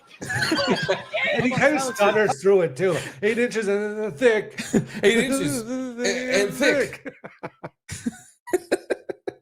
The head tilt, and he's backing up because now this isn't. He's the way he's saying it. It's not like he's, like Badlands Chugs being sensual and actually trying to like get something going. It looks like he's gonna fight them. It does, yeah. He's very standoffish, and he's backing up and like flexing, like, how about 8 inches and thick? Ready to dodge your punches, right? How about I punch you in the stomach and tell you about my daughter? Like Max Loads.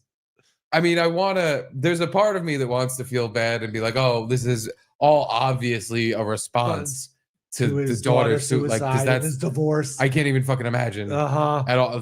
Dealing with something like that. That would fucking, the world flipped upside down. But I'd like to imagine that if I did live through some fucking god awful thing like that, that this is not how I would go about it.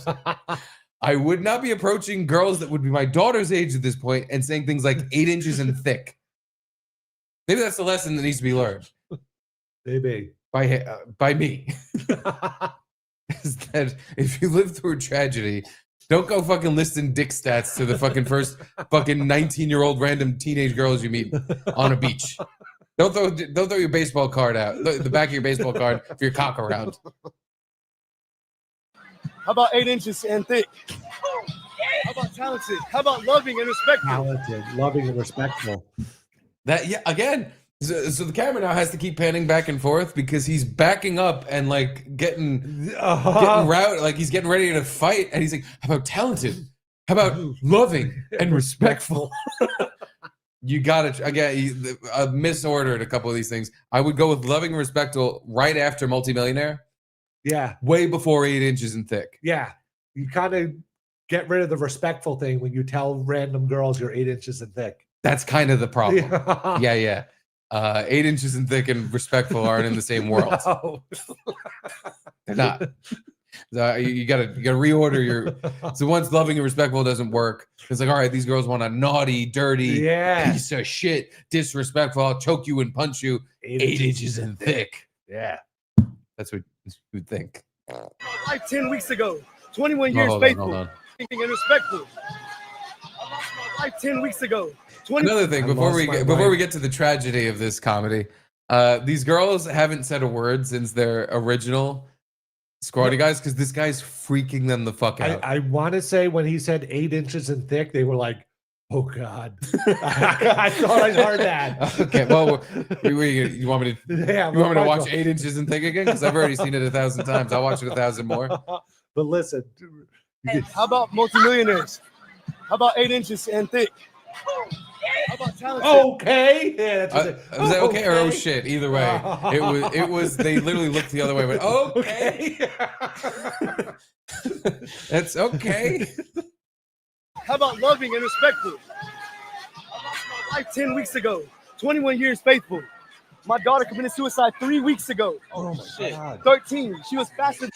So that one comes in clear, but he says right before that, I think his wife. He says I lost my wife 10 lost my months wife ago. 10 weeks ago. 10 weeks ago. Okay, that's what it is. Okay, but that doesn't mean dead. I think that means she divorced him 10 weeks ago, 3 weeks ago. But it's not even like, if a couple goes through a child suicide, not a lot, but some of the times they get divorced because they just like want to. It's the reverse. 10 weeks ago, the wife left her. That's what I'm saying. Yeah. Usually it's like the kid commits suicide and then there's a divorce because you want to break from all that history or whatever. Yeah. But no, this was just like mom divorce. Did the daughter stay with him? And that's why she killed herself? God. It's the thing about this video is how just intriguing. Like 30 seconds, this guy threw his whole life out. And I'm like, I actually would like to know more. I don't think there's been an update. No. I think this guy disappeared back into this crowd of people on the beach as fucking easily as he appeared, and nobody knows what the fuck that was. 10 weeks ago, 21 years faithful. My daughter committed suicide 3 weeks ago. Another, again, like you can stop this every 2 seconds because it's like, wait, what? 21 years faithful. How old does this guy look? He's got to be at least 38, 40 somewhere. Yeah, right? Because he should be 39 at least, right? If you got married at 18. Yeah. Yeah. And in this case, it's the rare part of the video. I'm like, well, good for you. Yeah. Looking pretty good for 39. He looks like he's literally in his 20s. Yeah, definitely. But I mean, maybe it was like he started dating her when he was 13 or something. Yeah. I guess. 24 now. The one part of the video was, hey, good for you. Older guy, you looking good. Good job. That's why you're definitely so offended that these girls didn't say they like bodybuilders. 'Cause like, hey, you don't even know how old I am. Yeah. I look this good. My daughter committed suicide 3 weeks ago. Oh shit. 13. 13. I can't believe I'm laughing because it's literally one of the worst things I've ever heard. I know. A 13-year-old committing suicide is genuine tragedy. Like, Why that's do you completely tell terrible. strangers? You tell strangers whose responses are, I'm sure, like, they don't show the girls on camera, but I'm sure it was just, oh my God. Oh my God. Oh my God. And the guy holding the microphone, this fucking man on the beach. Oh shit. Oh shit. I would never, if something truly tragic happened to me, I would never want some teenager on the beach. No. Respond, oh shit. Oh shit, his daughter died. Oh shit. Like that's gotta add, that's salt in the wound. That's such a fucking bad rub. True. But anyway. Shit. 13. She was faster than me at 12, and I run a 6-minute mile. And that transition has to have something to do with the level of trauma, because it's like, how the fuck? So we're talking about, she killed herself. She was faster than me. I run a 6-minute mile. Let's bring it back to me, though. Let's bring it back to how fast I am running the mile. I mean, I don't want to call out his dead daughter, but under 13 and you're running under a 6-minute mile, get the fuck out of here. It takes years of training to learn how to do that. You think he's full of shit? Yeah. I wish you were on the beach. I wish you were there. You just standing there tilting your head like, hold on. I'll believe 8 inches in thick. I'll even believe your wife left you. Easily. But you're telling me some suicidal 13-year-old could run less than a 6? Prove it. That's where I get hung up on. Yeah. It's like, come on. Yeah, bullshit. Bullshit, sir. And you with the Crocs on the beach. You gotta go. She was faster than me at 12, and I run a 6-minute mile. My testimony, I'm nothing but pure, and I ask you if you want to be in the YouTube channel. And you like scrawny guys. I know he trauma dump on us like that. The ending is perfect. It's the perfect video.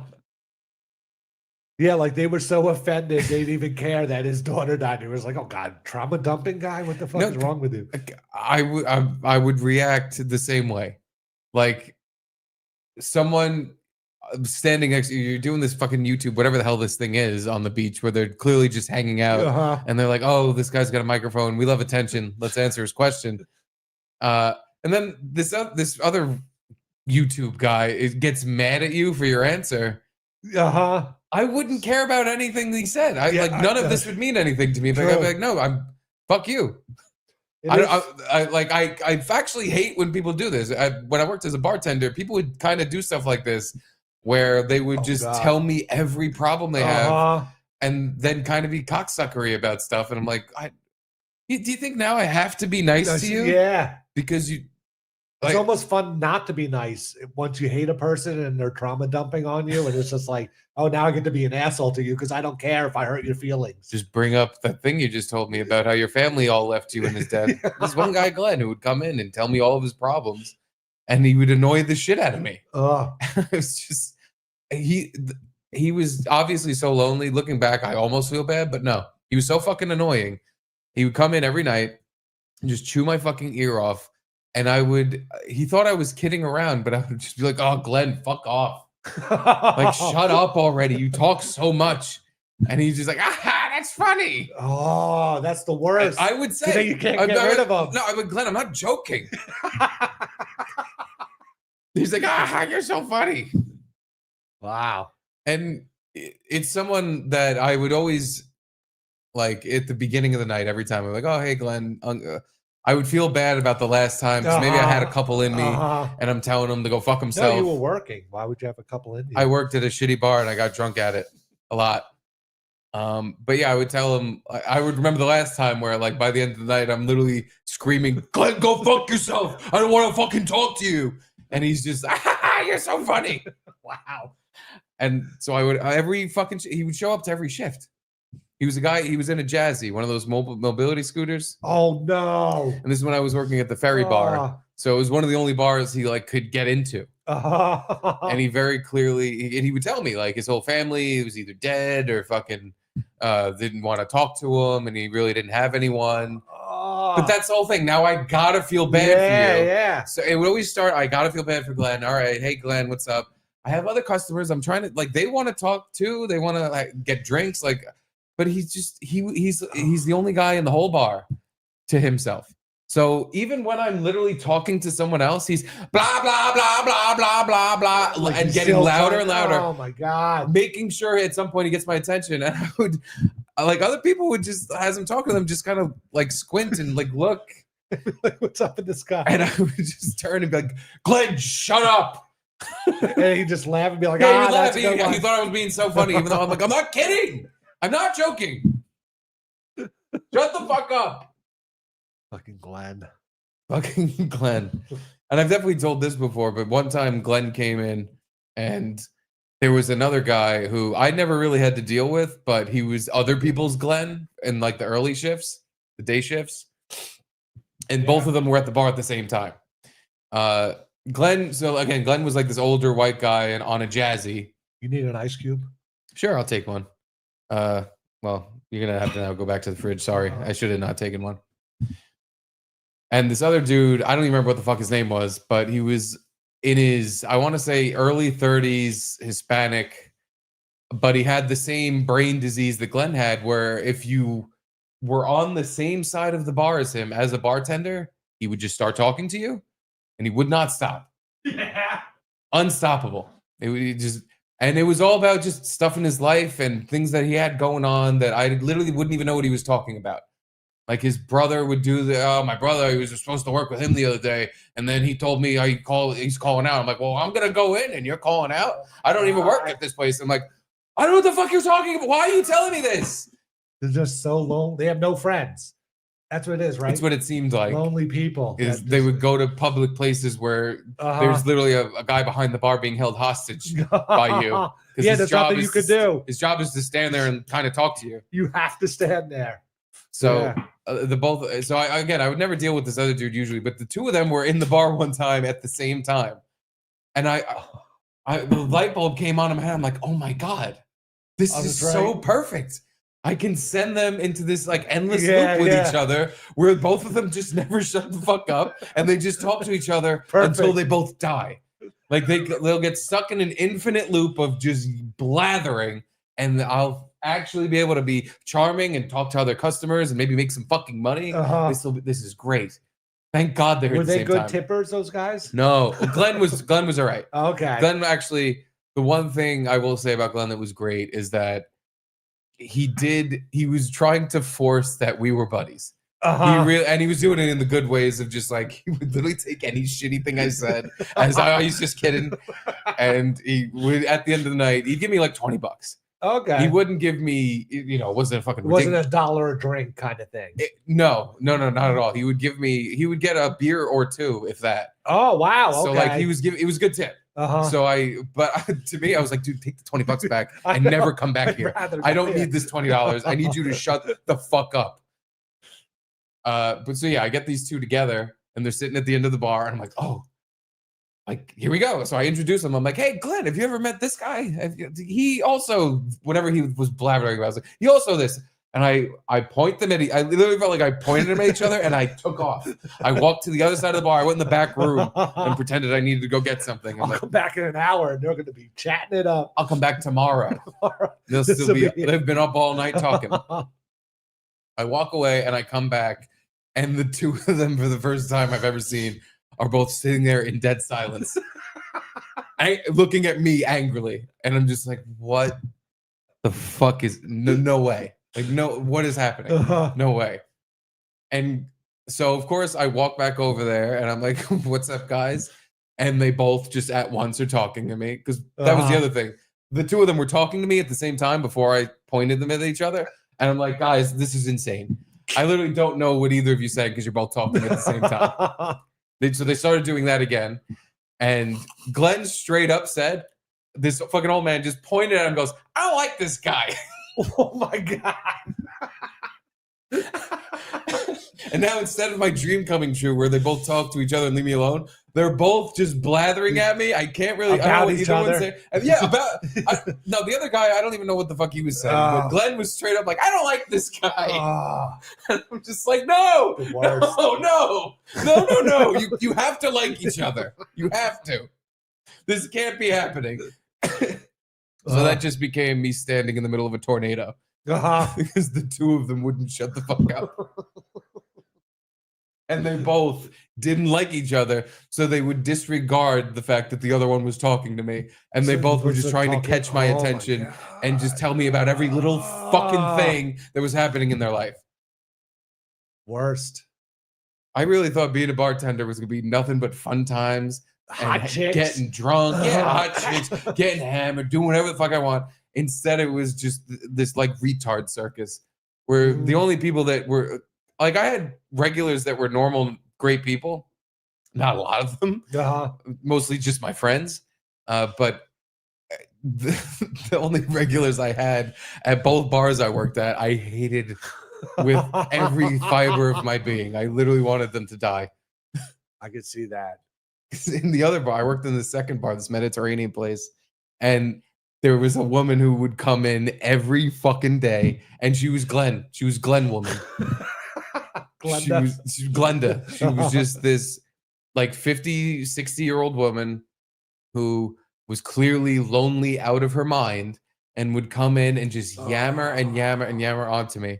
And luckily, I wasn't the source of her affection. Because this is like I said, there's the Mediterranean place I was working in, so the whole staff other than me was Albanians, and these were guys like fresh off the boat, you could tall, skinny. I passed for a fat, shitty Albanian that just speaks like I do. These guys had accents, and they were tall and skinny guys. So she was fucking in love with a couple of them, and would come in and like just she would literally come to the bar and ask for one of them to make her drink. And they would be just like, oh, fuck. This woman, she's so annoying. She doesn't go away. And then she has to talk to them, right? Like, luckily for them, like they're not behind the. I was, as the guy behind the bar, you're just locked in.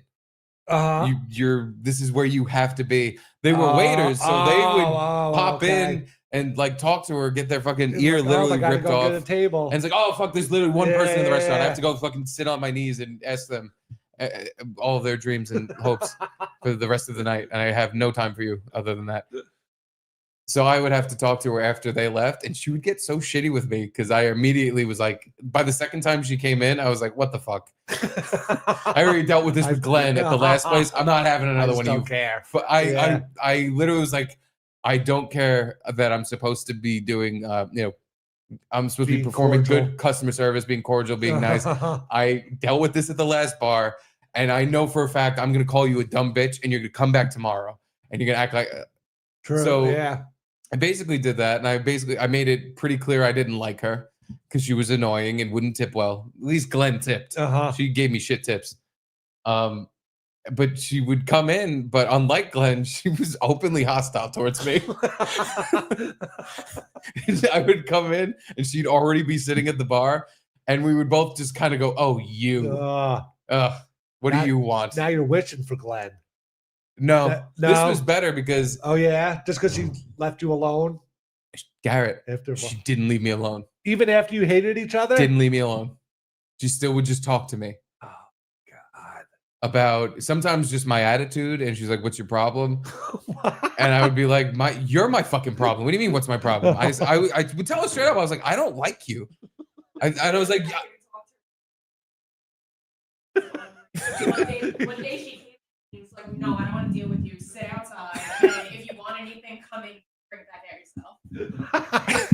So for the others of you that didn't hear Caitlin, one time in the summertime she came in and I said, "Oh, what are you doing here? I don't want to fucking deal with you. Get the fuck out of here." And she was like, "I want a drink." So I said, "I'll give you a drink. There's tables outside. Go sit outside. I'm gonna give you bring it outside your fucking self." Did she? Yeah. Oh, good. And are you gonna come outside and serve me? And you're like, no, if you want something, come back in. She sat outside, yeah, and she was like, "Well, if I want another one, are you gonna come outside and give it to me?" I was like, "No, come back in. I'll hand you another drink and you go back outside with it." But then she came back every day? Yeah. Wow. Dude, that's the thing. These people were so beyond it just didn't matter. Yeah. They were like, "Well, I have to go to this. My mental illness will not permit me to just try another bar. I'm in love with Alvi, so I need to come here every day, even though Alvi literally won't talk to me." And the thing is, you get over feeling bad by the fucking third month that it's just been every time I go to work, this bitch is here. But it was one thing at first when I'm like, "Oh, well, she's lonely." You make up her, you take her excuses and you're like, "Oh, I get she's lonely." Yeah. But then by the 10th time, you're dealing with the same annoying bitch. You're just like, I don't give a fuck if literally you've had the worst life ever and none of it was your fault. Did you ever? I want you to get the fuck out of here and never come back. Did you ever like cross the line and say something where you felt bad about it to her? Where you're like, now I know why you're lonely, or something like that, where you're like, you hit a little deep kind of thing. No. Oh, okay. I'm sure I said stuff like that because every time she would come in, I would have just, again, it was varying levels of my own booze I was consuming.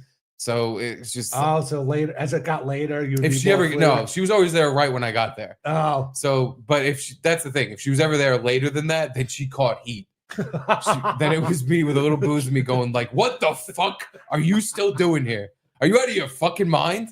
Will you fucking leave already?" And I'm talking to customers like this, a customer like this. And the funny thing is, the other staff were just like, "Oh no, yeah, we get it." They were actually like, they liked that I would, like, the other waiters just thought it was funny. It was like, thank God. Yeah.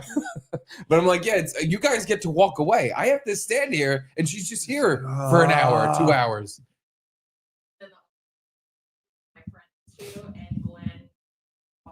Hold on, can you say that? I want to hear this story on like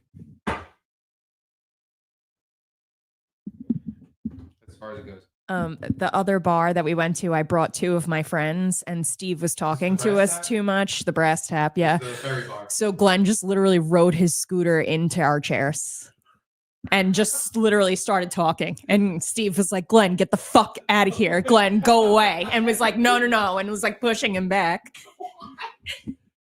This rascal. Yeah. No, he took his rascal scooter, his Jazzy, and I'm talking to Caitlin and her friend, 2 broads, and he fucking they were at the opposite side of the bar because it was like strategically planned. I told him go sit over there so I don't have to fucking talk to Glenn.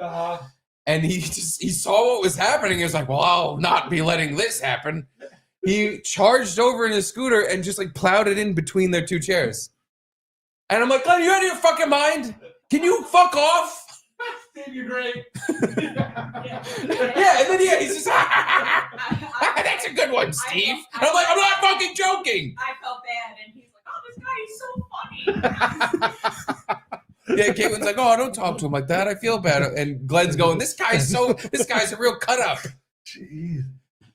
Glenn, I did and still do. He's probably dead by now because this was all pre-COVID and shit. And he was like old in a scooter and just he clearly was the person who lived past his expiration date and was just like, "I don't know what to do with myself." He was that old? He was at least 60s, 70s, somewhere in that range. Because yeah, he had like wrinkly face, old gray hair.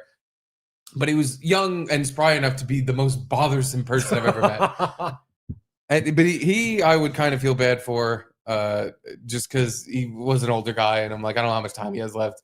So I'm glad he at least is able to go, "Oh, this guy's funny," while I'm just going, "Fuck off." Yeah. Because as bad as you feel for, like, again, when it's 10 times in a row and he won't shut the fuck up. God. I'm like, I all of my pity, sorrow, empathy is gone. It's completely gone. I want to shove your Jazzy down an escalator so you can fall for 3 hours. Fucking annoying prick. Yeah, this woman, no redeeming qualities. She was fucking ugly. She was just trying to fuck the waiters. And I had no time for it because she would ask, like, hey, can you get, sometimes she would ask me, hey, can you get like Oliver to make my drink? And I go, no, he's fucking busy. What do you want? I'll make your drink or you can fucking leave. Holy shit. But she would just take it no matter what. Take it. She would be a cunt to me. This is why this was happening. Because she was a fucking bitch. One of what? An Albanian? No, they didn't. They knew I wasn't. No, they knew for a fact.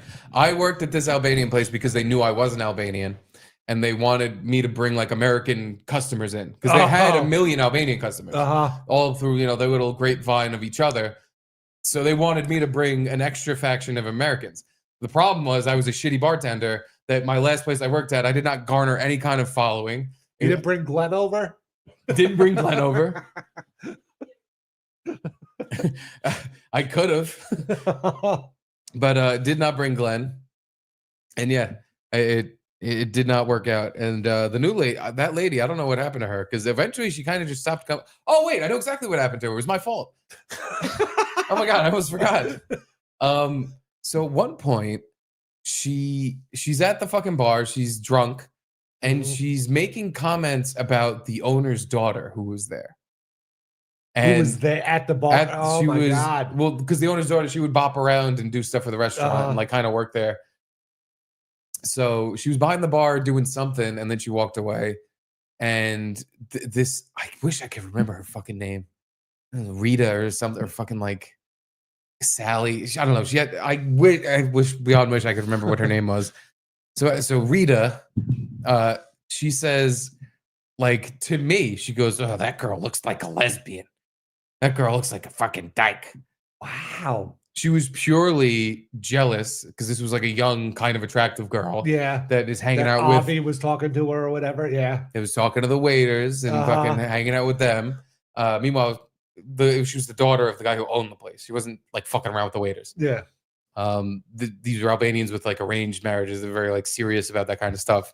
She was not flirty at all. Like I would talk to her and it would be very like dead tone. Hello, how are you? Oh, I'm good. How are you? So the fact that this was just pure mental illness, that this woman was jealous of this girl talking to the waiter, like, she looks like a dyke. She looks like a fucking lesbian. Oh my God. And I'm just like, what's that? What'd you say? You said she looks like a lesbian? Hold on a second. I went and got the owner, the wife, because there was two owner, and I was like, you're gonna want to hear what she's saying about your daughter. Because I did not want this woman allowed in here. I wanted her dead. But if I can get her kicked out, that was a good second. So they banned her? Oh, she was beyond banned. When I told the not the owner, the guy Frank, I told the other Janilda. I told Janilda, listen, this lady is at the bar telling me that your daughter looks like a lesbian, looks like a dyke. She's saying pretty fucked up shit. Like, I don't know. Am I supposed to keep her here? And she went, what? No. Took off, went to the bar. I don't know what the fuck she said to her, but she made it very clear, like, get the fuck out. You are not allowed to come back in here anymore. And never again? She never tried to sneak back in kind of thing? Oh, wow. She called a few times. She used to call after she got kicked out. She used to call. Of course, she had to do a little something. She would call and ask for the waiters, obviously, so she could just talk to them. But yeah, I don't remember ever seeing her after that. And I just remember I was sitting there just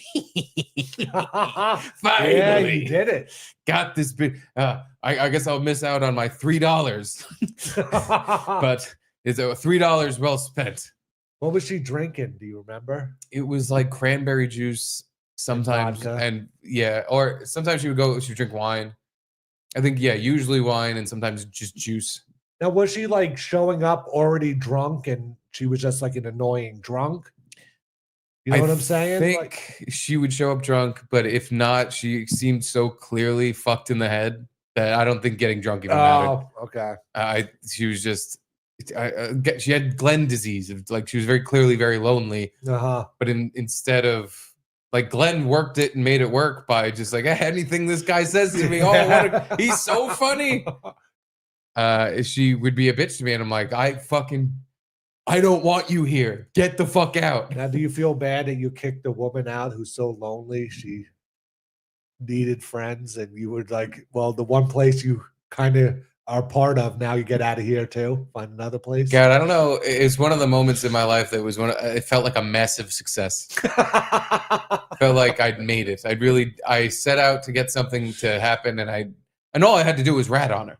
I didn't even have to I didn't have to set her up. I didn't have to fucking do any crazy thing. She just said something, and I was like, oh, what are you, crazy? You think I'm going to have your back on that? I hate you. You should have done it way earlier. Just made up something. That's the thing. It was just, why it felt so good is because I didn't make anything up. I didn't have to do anything. True. All I had to do was tell the fucking boss what she said. And when she went over, she like didn't lie. She was like, yeah, well, your daughter, whatever.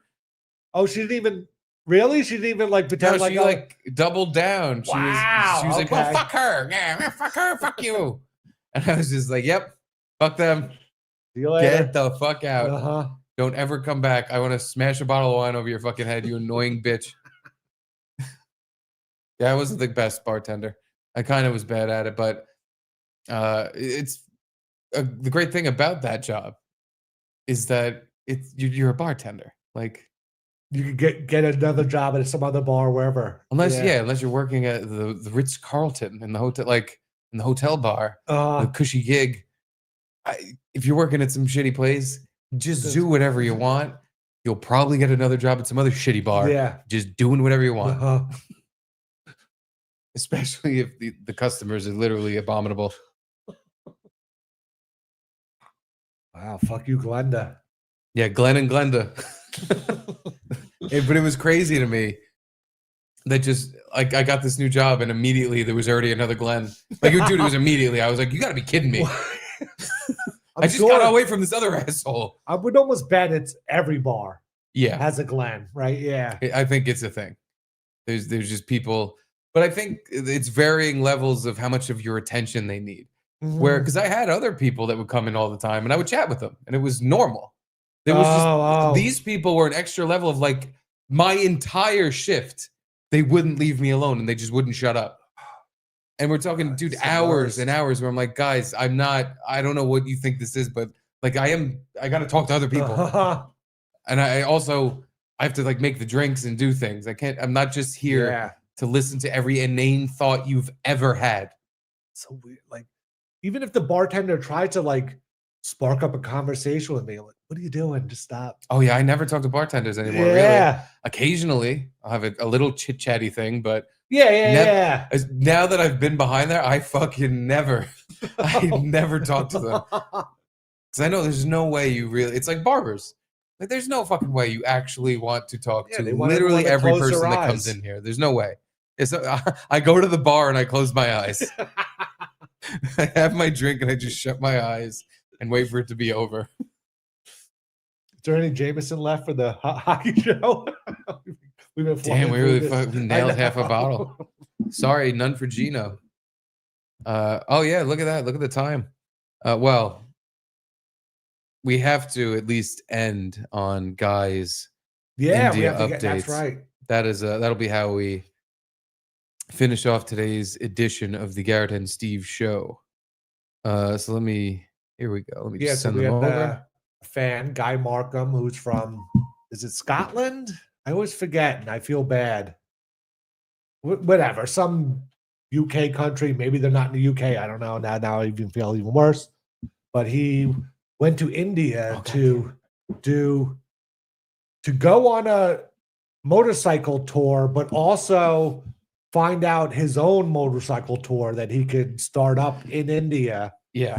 And he sent us videos a few weeks ago of just these mobs of Indian guys following around, being like, YouTube. And he would get everyone to say Gino is gay. And it was hilarious.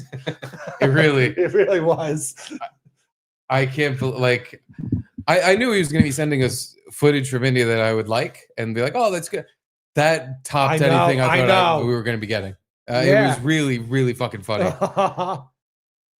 Gino is gay. All right, so I got two of them in. Let me just read what he sent to me. Okay. Hey, Steve. Sorry I haven't had much for you lately. I've been on the road quite a bit. Left the desert and up in the mountains now. Here are 3 videos to tide you over. Nice. If you get the chance, please remind Gino that he is a flaming homosexual. We did. Cheers.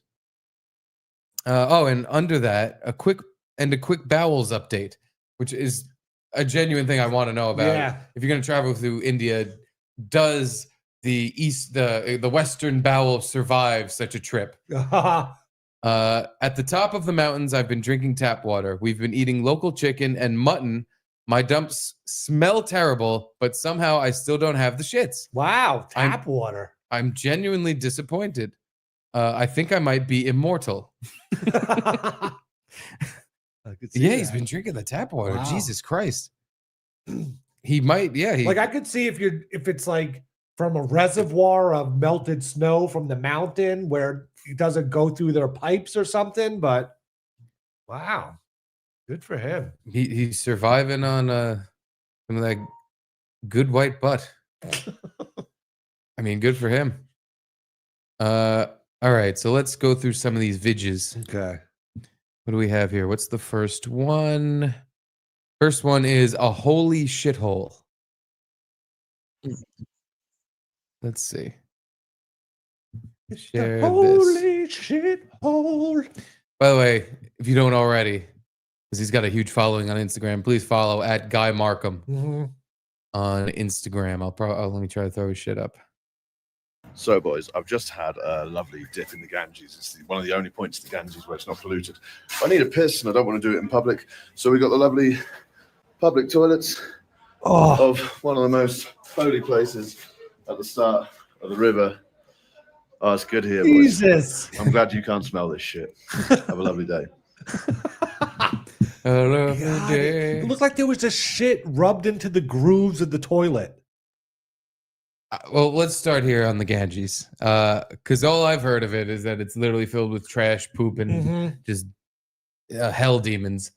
So what he's just had a dip. That is clean. That is crystal clear blue water.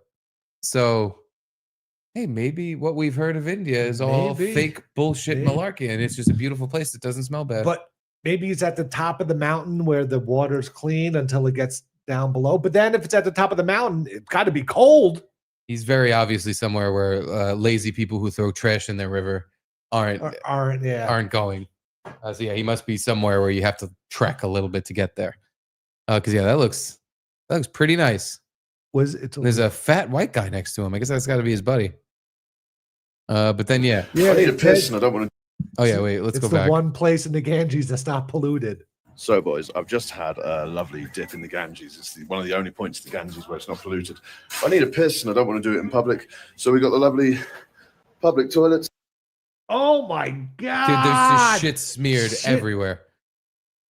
The bucket on the left. Is that just poop? Oh God, I don't know. Is it like, or is it the toilet paper that you can't wiping flush? mud? Do you wipe with mud? Like hard kind of clay that it clings to the poo in your crack and you can throw it away. It looks like a shit bucket. It looks like you shit in the little squat hole and then you pick it up and put it in the bucket when you're done. I'm guessing it's like you take your toilet paper and you wipe and then you throw it in there. Because it almost looks like on the side of the bucket, people took they didn't have enough toilet paper, so they scraped off the shit they wiped with it and then used it again. Dude, it's not even toilet paper. Like they're just using their hand or paper, scraping shit out of their ass crack. Oh God! And then scraping their hand poo into the bucket. Right. It's a hand poo bucket. God! Oh my God! Oh my God! Oh God! I wouldn't even want to piss in there. No, I couldn't even. If the bathroom looks like that, then why not just piss outside? Piss anywhere. If that's then who cares? You're in the Ganges, just piss in that. Just pee. Yeah. Although then again, I'd be worried about getting some kind of South American fucking. I know it's not in South America, but I'm assuming they would have some sort of, parasitic little fish in their river that swims up your dick hole after the trail of urea leads it there, and then little barbs go into your urethra. Yeah, I would pee outside on a rock. I would not. I would, because I wouldn't want to step in that room. That's clearly the brown stuff. I don't see any dirt. I don't see any mud puddles. I think that's poop. It's footprints in poop. The back end of that toilet, there's just like a log there. It's not even a log. It's a smushed in crap. It's almost like been stepped on. This shit stepped on, man. I ain't tooting this. Oh, yeah, that's a really unpleasant. But the Like walls. if that's going to be a bathroom, why even bother having a bathroom? Why even bother? Yeah. Just put a big hole in the floor somewhere. Start there. Start with just a big hole somewhere that you can poop into. Then bury it and dig a new hole. I was going to say the walls are clean, but they're not. There's just some weird poo stench or stain across the whole bottom. Yeah. Yeah, there's definitely, well, up on the left side, there's marks of where people's hands were. Yeah. That's like big, those are black marks from people's hands from steadying themselves to poop. And then, yeah, lower, the bottom set of tiles had shit smears of poop that somehow ricocheted off this little plastic thing and blasted into the wall. Impressive. It's impressive. But yeah, if your bathroom, just what's the point? Just go pee anywhere. Who cares? Yeah. There's no reason to use that. That is more disgusting than pissing outside. Oh, look, wait, there was a part 2. I didn't even realize. Of one of the most holy places at the start of the river. Oh, it's good here, boys. I'm glad you can't smell this shit. Have a lovely day. So, boys, yeah, the second one. Yeah, so just another mountain of crap in a little plastic thing. Oh, you're right. That's a second toilet. I didn't even realize. I don't think we could call those a toilet. I think that's like a shit holder. Yeah, because the bucket's not there. The stains on the back wall are different. Oh my God. We're getting stains on the back wall every time. How are you aiming that you're missing by that much? You're hitting the wall. They're not aiming. No, you're right. They're I think they're just bending over and firing. Scream, aim, and fire. Clear out my bowels. Well, that is atrocious. I'm happy he has to deal with that just so he can send it to us, though. I have to say. It's entertaining. The second video, a bit of India that isn't actually a shithole. Wow. Interesting. I'd like to. And yes, what he means is a literal hole with shit in it. So let's see. Hey boys, I just want to show you a bit of the country that isn't absolute shit. We're just staying in this lovely hotel. Now this is the toilet, Western toilet, no paper, nice little cold water bidet, bucket shower system here, perfectly reasonable. There's a hot water boiler, but the thing is, most of India is a shithole. I'm not going to lie to you. Whoa! Oh, look at that. That is nice. That's beautiful. Yeah. Nice little deck. Standing looking at the mountains, the poop mountains. But he said a bucket shower. That's reasonable. That is not reasonable. I do not want to take a bucket shower. What do you mean? No, he doesn't use soap. He showers. He just doesn't use soap. Yeah. By the way, you don't even use soap. Just use the bucket. You're halfway there anyway. You very annoying. I don't even understand the bucket shower. Does that mean he like you just fill picks up a bucket bucket with hot water and dump it over yourself? Is he even getting hot water? He said there was a hot water heater. My listening skills aren't so good. Okay. Well, yeah, let's see. Nice cold water bucket shower system here, perfectly reasonable. There's a hot water boiler. Okay, but right. The thing is, most of it. And the room, because now I'm just looking. I'm a little bougie. When I book a hotel room, I kind of look for the best one they have. I want to see if I would book this room. Definitely not. Garrett, I wouldn't book this country. I wouldn't fucking go anywhere near this steaming pile of shit. Is there even a bed in there? I think what we're looking at in the left corner here, that's the bed. Oh, yeah. There's like a wicker blanket, it looks like, but I think that's what he lays on to go to sleep. You know, a foot away from the wall. But it's a hotel room. And obviously, this isn't the penthouse suite. But it does have, as he mentioned, this great he keeps having to duck his head to even walk out. Yeah. The Indians, they're a bit of a shorter people. I think that they max out at about 5'9". Probably. Listen, if it was somewhere else, I'd love to go there because that looks very nice. That is beautiful. That's what we call here in America mountain's majesty. Now, Mount Everest, I know it's not in India, but it's close, right? I wonder if it's the same mountain range. Like Nepal and India are sort of neighbors, I thought. You're asking the right guy. Yeah. I definitely know this. Okay. I'm going to nod. Would you say yes? I said, yep. Yep. I Okay, said, cool. Yep. Definitely. No, but yeah, I would book this hotel room for the balcony because it's beautiful. I don't like the look that I'd be sharing balcony with every neighbor. Yeah, that's I a little actually weird. really hate that. I hate Uh-huh. that a lot. I don't like the idea that people are going to be walking just into my room anytime they want to, because there's no barrier. There's nothing stopping, nothing even suggesting they should stop from doing that. You can hop over a barrier, you can climb around one. Yeah. On like other hotels that have balconies, you can get around it, but it's kind of like suggested just by the fact that there is a barrier. Don't do that. Yeah. Don't do. There's no suggestion here. None. Yeah, just do it. Come into my room. You want to smell my toilet? Want a bucket shower? You want to take a bucket shower with me? We'll take turns dumping the bucket on each other. The only reason why the mountains are nice is it's too steep for them to live on and shit it up, right? That's the only reason why. That's why they say nature always finds a way to escape us pooping on it. Nepal's by Uttar Pradesh. Nepal, right by Uttar Pradesh. Thank you. My favorite part of India. Yeah. Uttar Pradesh. But yeah, nature finds a way. There's beautiful parts of India because it's just too hard for people to get there and take 1,000 shits and throw their trash everywhere. Guarantee. I see paths. I see what look like cars or trailers or something. There is trash on this mountain. Oh, definitely. No mistakes being made. There's trash kind of everywhere, but there's just, again, there's just not enough people to make it a hellhole like other parts of the country. Yeah. So there's, this is the most beautiful parts you see, just because they just can't get there. Even on Everest, there's trash and dead bodies laying around. Just Everest is a little different in that, like, it's a time capsule. When stuff gets left up there, who's going to go get it? Yeah. Specifically, dead bodies. When someone dies up there, there's no. It's a whole trek just to get the body back, so they just leave it. Like, hey, you're part of the mountain now, because it would take an expedition to get you back, and who's paying for that? You're dead. Doesn't seem like anybody's going to pay. All right, on to our final update from India, from our man abroad, Guy Markham.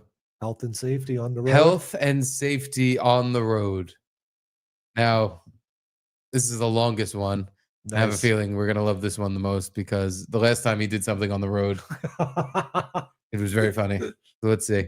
How are doing? I thought you might like to see this. India is not known for its health and safety record. So when you're doing roadworks, of course, it'd be a good idea to put a barrier between the road and the giant fucking ditch that they've dug out.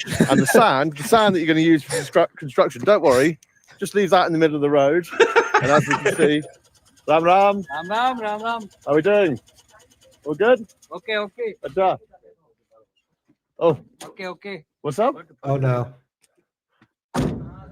Oh, No I'm English. just making a video No for my English.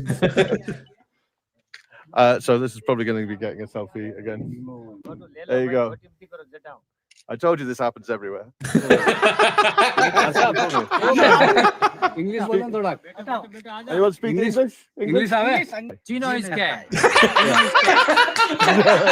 Thank you very much. Ram Ram. Good. Cool.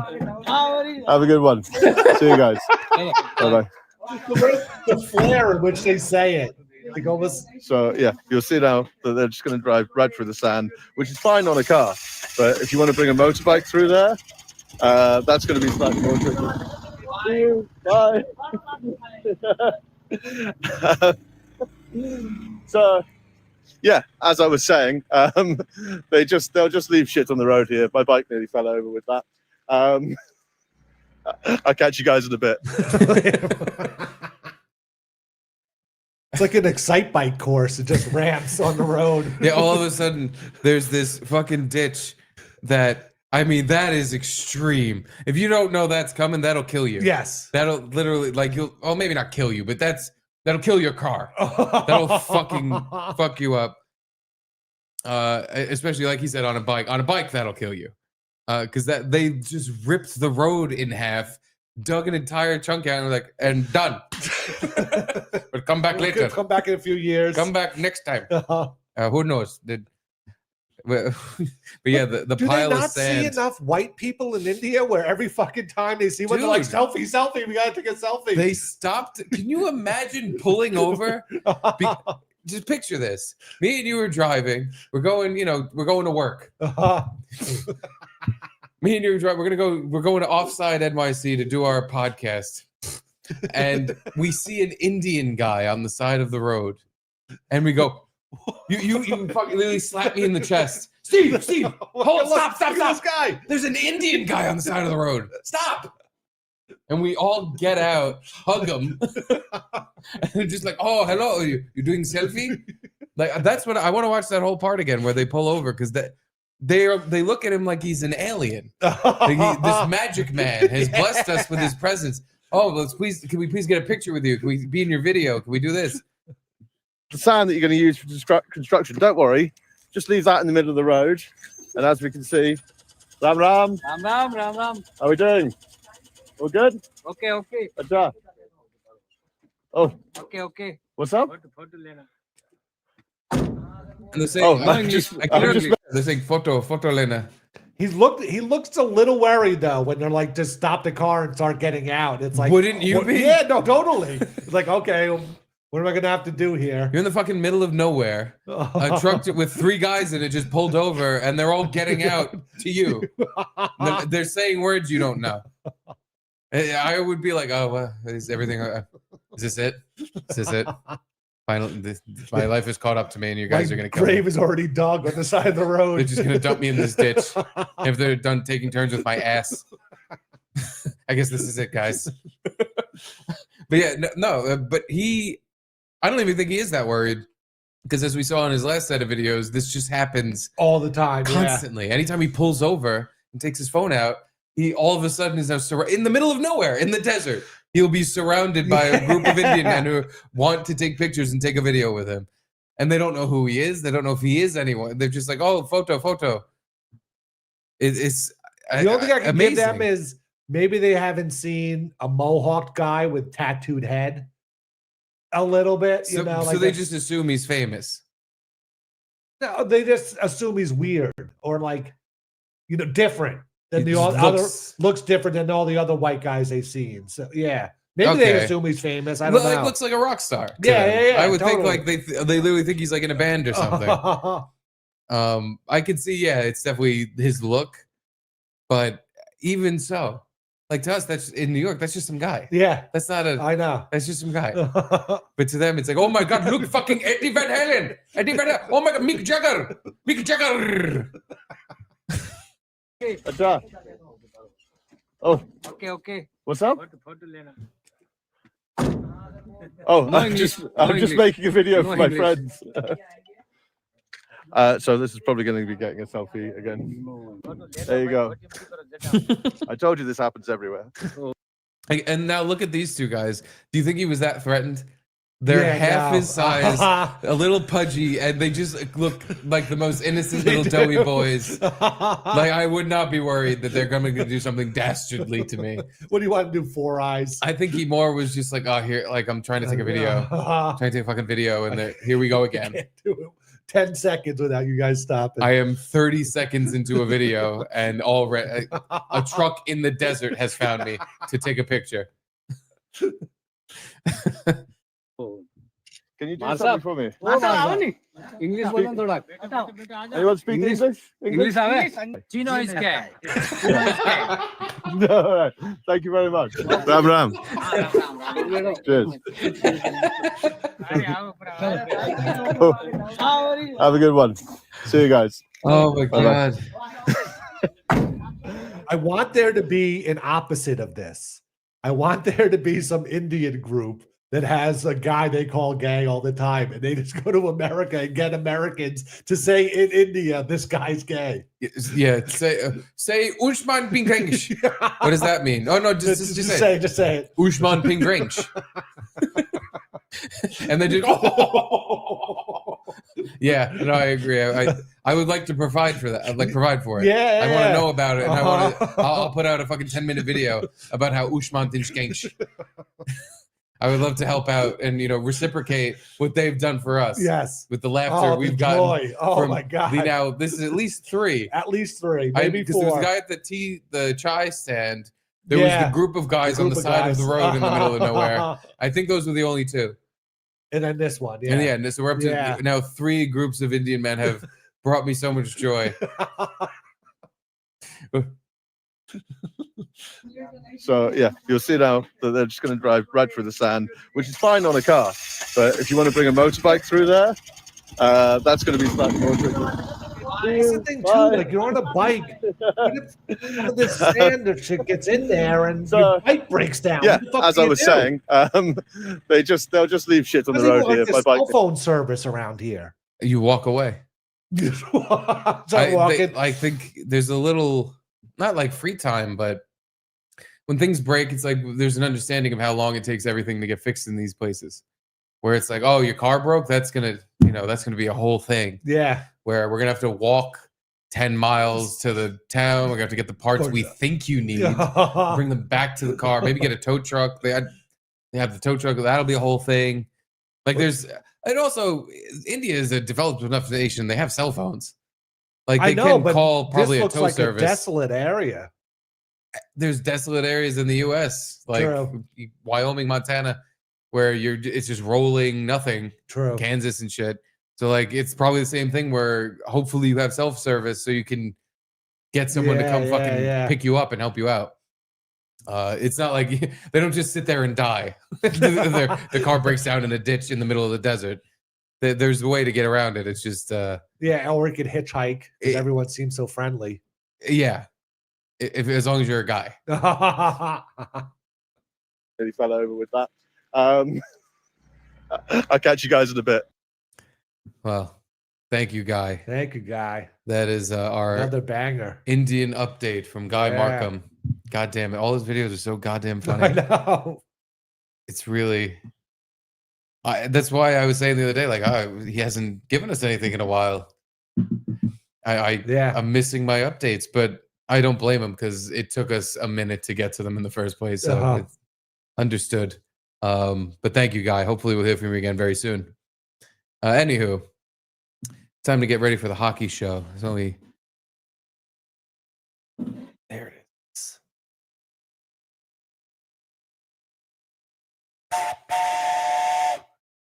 Read some super chats and go. Caddy Thoroughgood. Hello, Caddy. Caddy. At least Frankie gets master stroking. Damn, that was from I know. over an hour ago. So now Pinky cheeks. Oh, okay, yeah. Good one, Caddy. I know it was a good one. I just can't remember exactly. J Nate, that's how I introduced myself at church. Definitely. See, they paid. They did pay and says. It's still Inky Cheeks? I'm just guessing. I hope so. Now I feel bad for not looking at these immediately. I might introduce myself at church. Big Balls? Yeah. Harry Balls? That might have been it. Maybe. I'm Harry Balls. That'd be a good one at church. Yeah. Maybe he's talking about Glenn. Oh no, 8 inches in thick. Oh, 8 inches in thick. Thank you, Jay Nate, for that. That was a time bomb, but it worked. That part in church where you all have to shake hands. The peace be with you, peace be with 8 inches in thick. 8 inches in thick.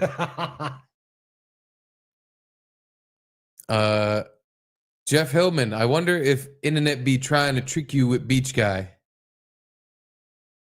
If I know, I'm happily tricked. I'm happily tricked if so, because what an amazing he deserves an Oscar. Amazing actor, yeah. He in 30 seconds told a life story, including body measurements. Like everything was there. So if it was fake, it was the greatest fake anyone's ever put out. And I don't even mind that it's fake. It's just such a good story. Just good Great job. And the way he was like backing up and kind of like being awkward and Yeah. stuff, it was like, yeah. He looked like perfect. a legitimate mentally ill Meryl man. Streep couldn't do it better. Yeah. Yeah. Well, I don't know why you got to put it on Meryl like that. No, I have to just bring it out of all the actors you could shit on. You shit on Meryl. I'm saying she couldn't. No problem with Meryl. She's the best, and she's still gonna do it. Oh, I think Meryl could do it. Okay. I think Meryl could back up on a beach like she's mentally ill. We'll see. If internet tricking us again, happy to be tricked. I Happy would love to see a reenactment of that with Meryl Streep. I would love to, that's the thing. I would love to see someone remake that video and convince me all over again that it's real. Because you cannot. Like I believe it was real because of just how completely awkward that whole situation was. And the girls were just like, what's that's quite a trauma dump. Again, dude, that video is 32 seconds long. And it feels like you got an hour and a half of a full movie. A whole story was told. His wife left him. His daughter died. She's a fast runner. He's a fast runner, but not as fast as her. 8 inches in thick. 8 inches in thick. Multi-millionaire. That's true. Loving, Yeah. respectful. You can put the whole thing together. Like he was loving, respectful. His wife. He had this big 8-inch fucking thick cock. And then him and his daughter would run together. Like the whole story, it flourishes in front of you. Yeah.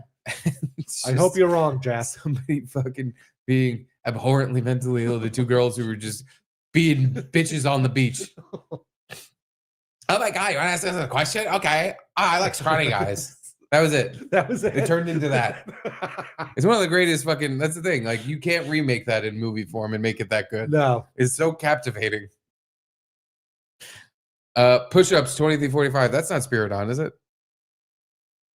No, Spiridon was. Maybe it is. Now I forget. Push-ups. It might be. I thought not. So Glenn is Jake Hudson. Is that what Jake does? Just maybe. I don't. Yeah. And he seems like that type of guy. Blathers and just doesn't stop. Dude, I was always astounded with Glenn because it would be like the fucking, he would come every time I had a shift. He was just there every day. So we're talking like by the 11th, 12th time he's coming in, he's still and he's repeating himself. Like I've heard all this shit that's before. The worst. And I'm just like, Glenn, what do you want me to say back to you? What am I supposed to even say anymore? You've told me. He saw me put bitters in a drink once, an old fashioned. I was making, so I put bitters in it. And he told me about this box of bitters that was a something graph, a lithograph or something. Okay. He had a box of bitters with a lithograph on it. He was going to bring it in for me. He told me about this thing like 5 times. And never brought it in. Never brought it in, obviously. Yeah. But every time, dude, the description of it for some reason took a half hour. This box of bitters. They had different flavors, and this was like the regular bit. He's like, but the other thing, and it would drive me fucking up the wall. I wanted to punch him in the face. Is that he would bring it up 100 times over, but he would also keep saying, "I don't even know what's in it." I'm like, "Can you look at it? Then you told me about this thing 10 times. Can you fucking look at it and tell me what's in it? Then can I learn something about this box of bitters that you keep telling me about that you're gonna bring in that you never bring in?" What flavors are there? What are they made of? What there's because he's like, oh, there's 4 different ones. There's 4 different little bottles in it, but I don't know what they are. I never open. It's a lithograph. You know, a lithograph. It's a lithograph. And I'm just like, Glenn, what the fuck are you talking? Why? Yeah, it doesn't even make sense. Fuck. I'm trying to. What the fuck do you want? At least 5 times, 5 separate occasions, sometimes twice in the same night. I would hear about the lithograph box of bitters. So is that what Jake Hudson does? Does he just bring one thing up over and over again and then refuse to even go back in his house, open it up, and bring a little just new scrap of information about it the next time you see him? Maybe. He literally you bring it up all the time and then tell me he didn't know what was in it. What's Fucking the open point? it. Fuck. I still get angry about Glenn. Obviously. It's so weird to literally to scream at someone and tell them you don't like them and they don't take it in at all. Was it a touch of tism or something?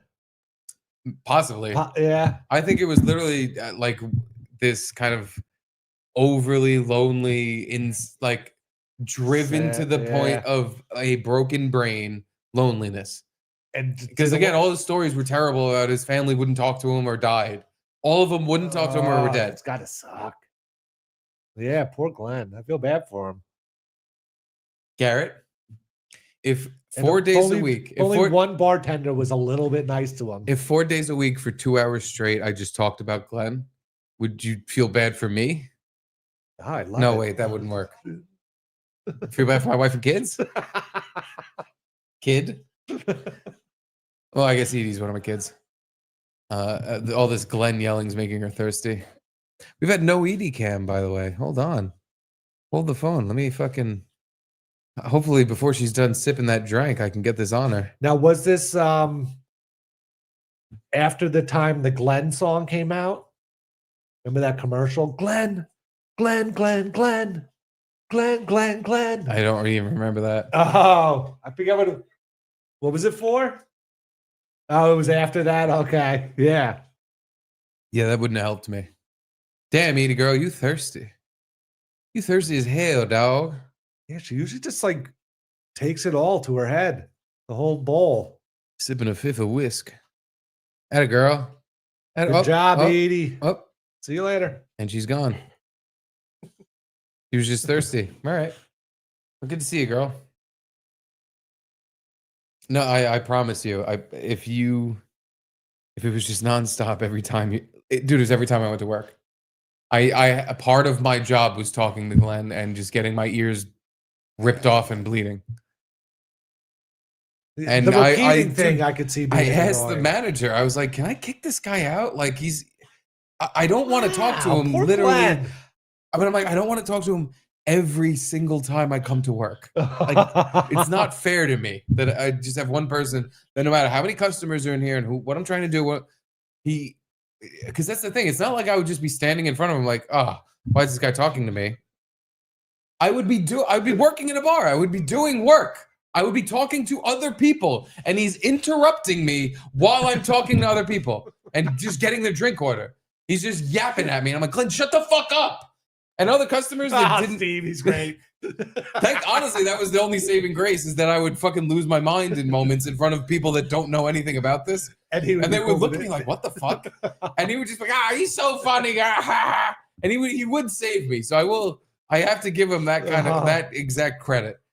But other than that, I wanted to drill a hole in my head and just be like, okay, Glenn, now we're even. Now I can just stand here lobotomized and listen to this. Poor Glenn. You only needed a friend. You're right. Shoulder. I pray he's still alive, just bothering the absolute shit out of someone right now. I'm sure he is if he's alive. If he's alive, he's somewhere. He is. That was the other thing about him. So he's on a Jazzy. He's on an accessible scooter. So he would tell me, like, I love this bar because it's one of the only ones I can get into.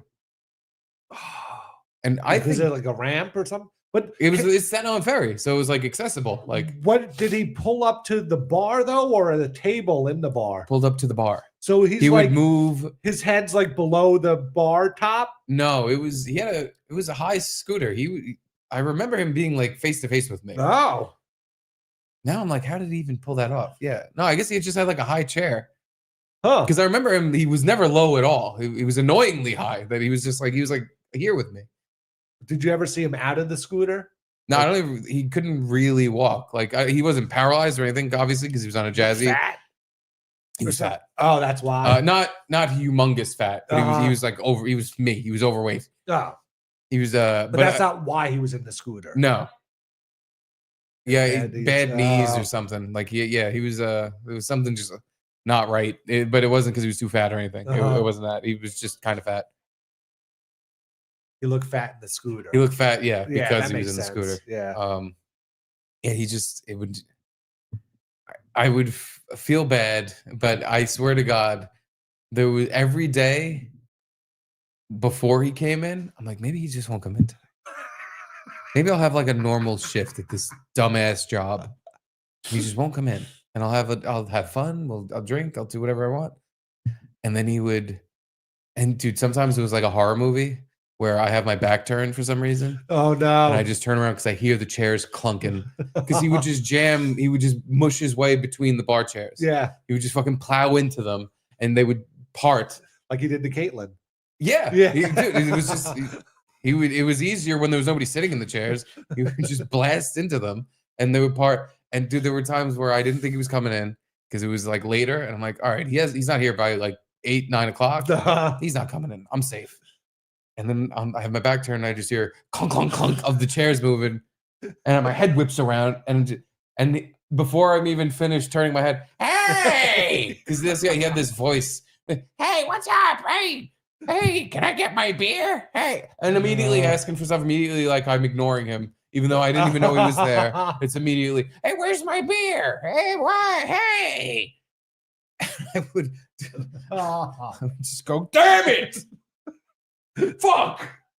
Oh, good, Glenn's here! Woohoo! Treat him like shit, and he this guy's he's a riot. Poor Glenn. Poor Glenn. I know. Man. I should have just been nice to him. Yeah. Then he would have came in more somehow. No, it clearly didn't matter what I did or said. He fucking it was nonstop. It was never ending. Poor Glenn. Yeah, now I do feel bad. I'm like, oh, I should have went over his house. Yeah. I should have went to his house and just hung out with him every day for fun. He got into his will, maybe, Yeah, he was throwing 20s around like it was nobody's business. Exactly. So, I mean, the 20 paid for his beers and my tip, so I wasn't getting tipped $20. Oh, okay. I was getting tipped, but it was like a beer or two, so I was getting tipped like somewhere between $10 $10, somewhere around there. Yeah. So it was good cash. Okay. For a couple beers, but he knew what he was paying for. He was paying for a good time. Yeah. You gave it to him. The first night he came in, literally I was already talking to him like he was a piece of shit. The first night, because I remember I didn't know who he was, and like this wasn't an established thing, but I was already annoyed that all night he just nonstop was asking me questions and just not leaving me the fuck alone. And again, like there's other normal bar patrons where I'm having conversations with them, but then there's this one guy who just won't shut the fuck up. He just won't leave me alone. And he asked me something about, because he was always ordering Guinness, and I poured the Guinness, and he asked me like why does it look like this? Why is there something up with the tap, or why does it look like this? And I explained to him like, no, it's Guinness. Like you have to do that special pour, where you have to do a fucking thing. I'm like, that's how it's supposed to look. Did you not do it right? Listen, Glenn, I will not be questioned by a retard and a jazzy. I've been taught how to do it. I did it right. There's nothing wrong with the fucking Guinness. Why was he complaining then? He wasn't complaining. He was asking questions. That's the thing. It wasn't really a complaint. He was just like, why is it like this? Why is this like this? Why is this like this? Why is this that? And eventually I gave up. Yeah. And was like, I don't ever want this guy to come back, and I'd actually be happy if he complained to the manager or something. And he's like, well, why is this? Why are the bubbles, and why does it taste like this? And I was like, Glenn, I fucking pissed in it. I pissed in your beer. And I didn't say Glenn, I don't think, but I said, the main point is, I said, I fucking pissed in your beer. That's why it tastes like that. And he just went, what? Because the first night he met me, he did not like me. And part of why he wanted to keep talking to me is because he didn't like me. And he was like, he kept saying to other customers, he's like, I don't like this guy. I don't like this guy. He's a jerk. I don't like this guy. Right in front of you? Not in front of me to other customers. He was saying, I don't like this guy. Yeah, This is why I said I pissed in the beer.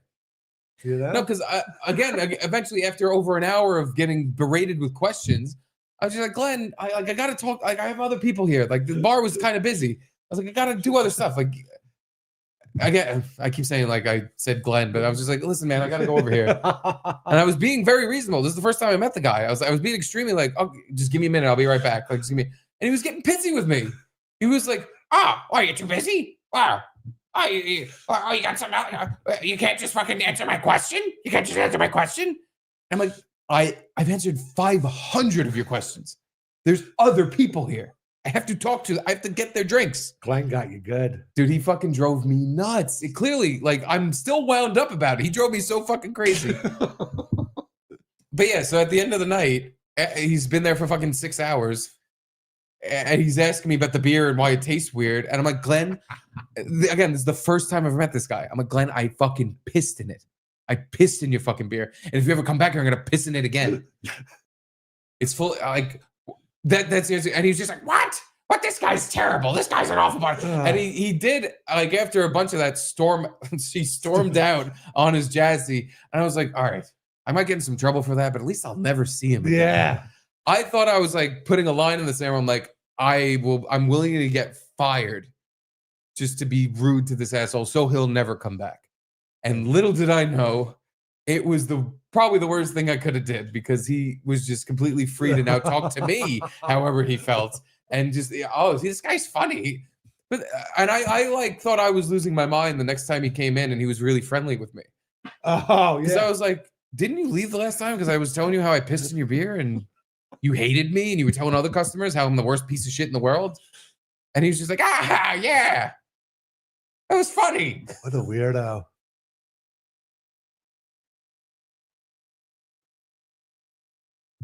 Caitlin asked me if I think he went home and told his cats about how I'm ruining his favorite bar.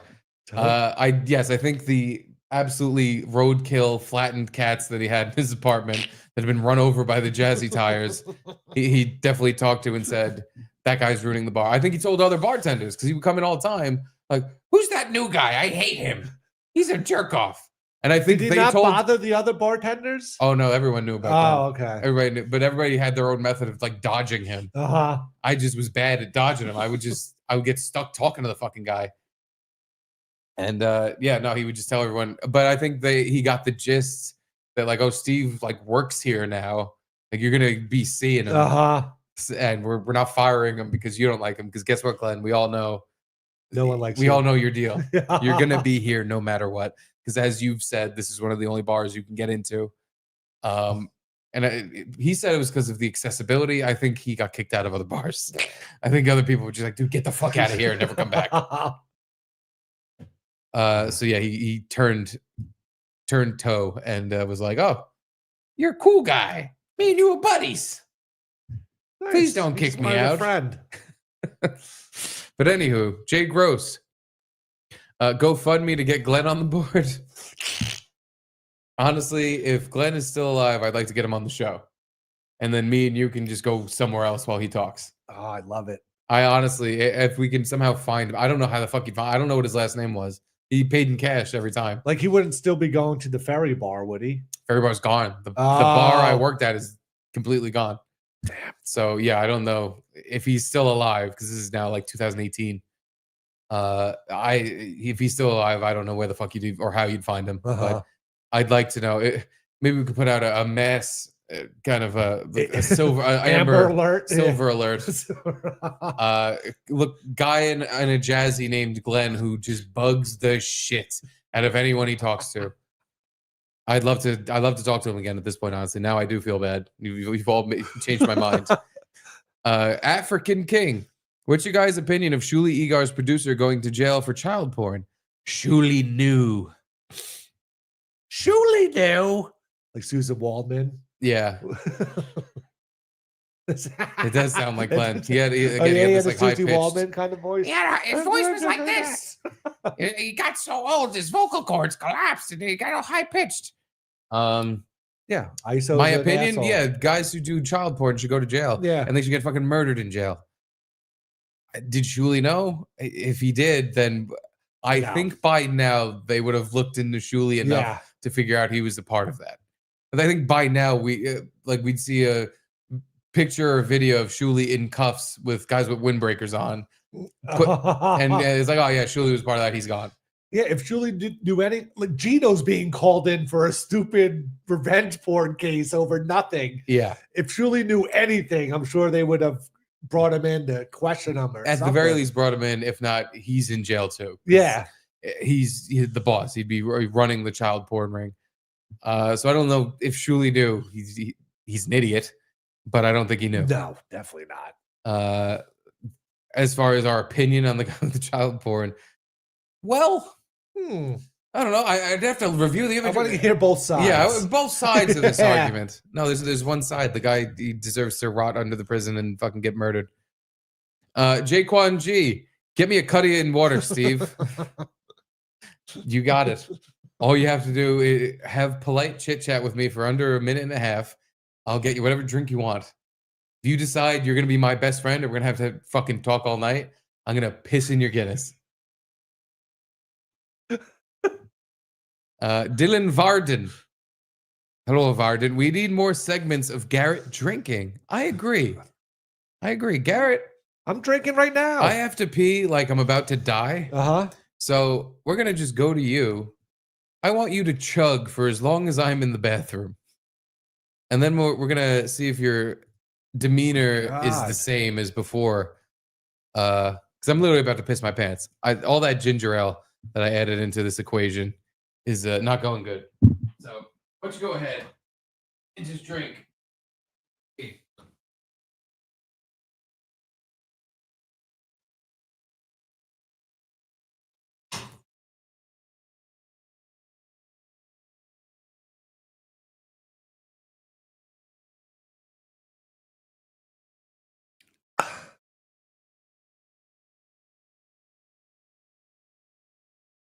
This is a bad idea.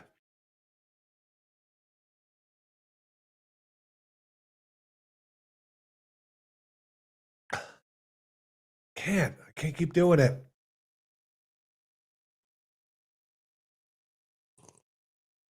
Stop peeing already.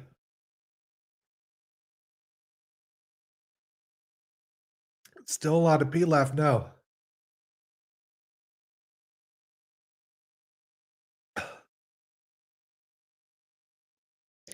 He's 8 inches in thick of pee.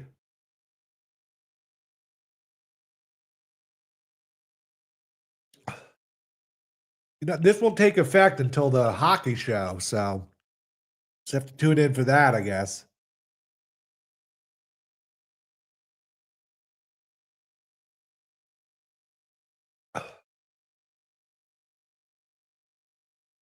Sorry, Glenn. I'm disappointing you.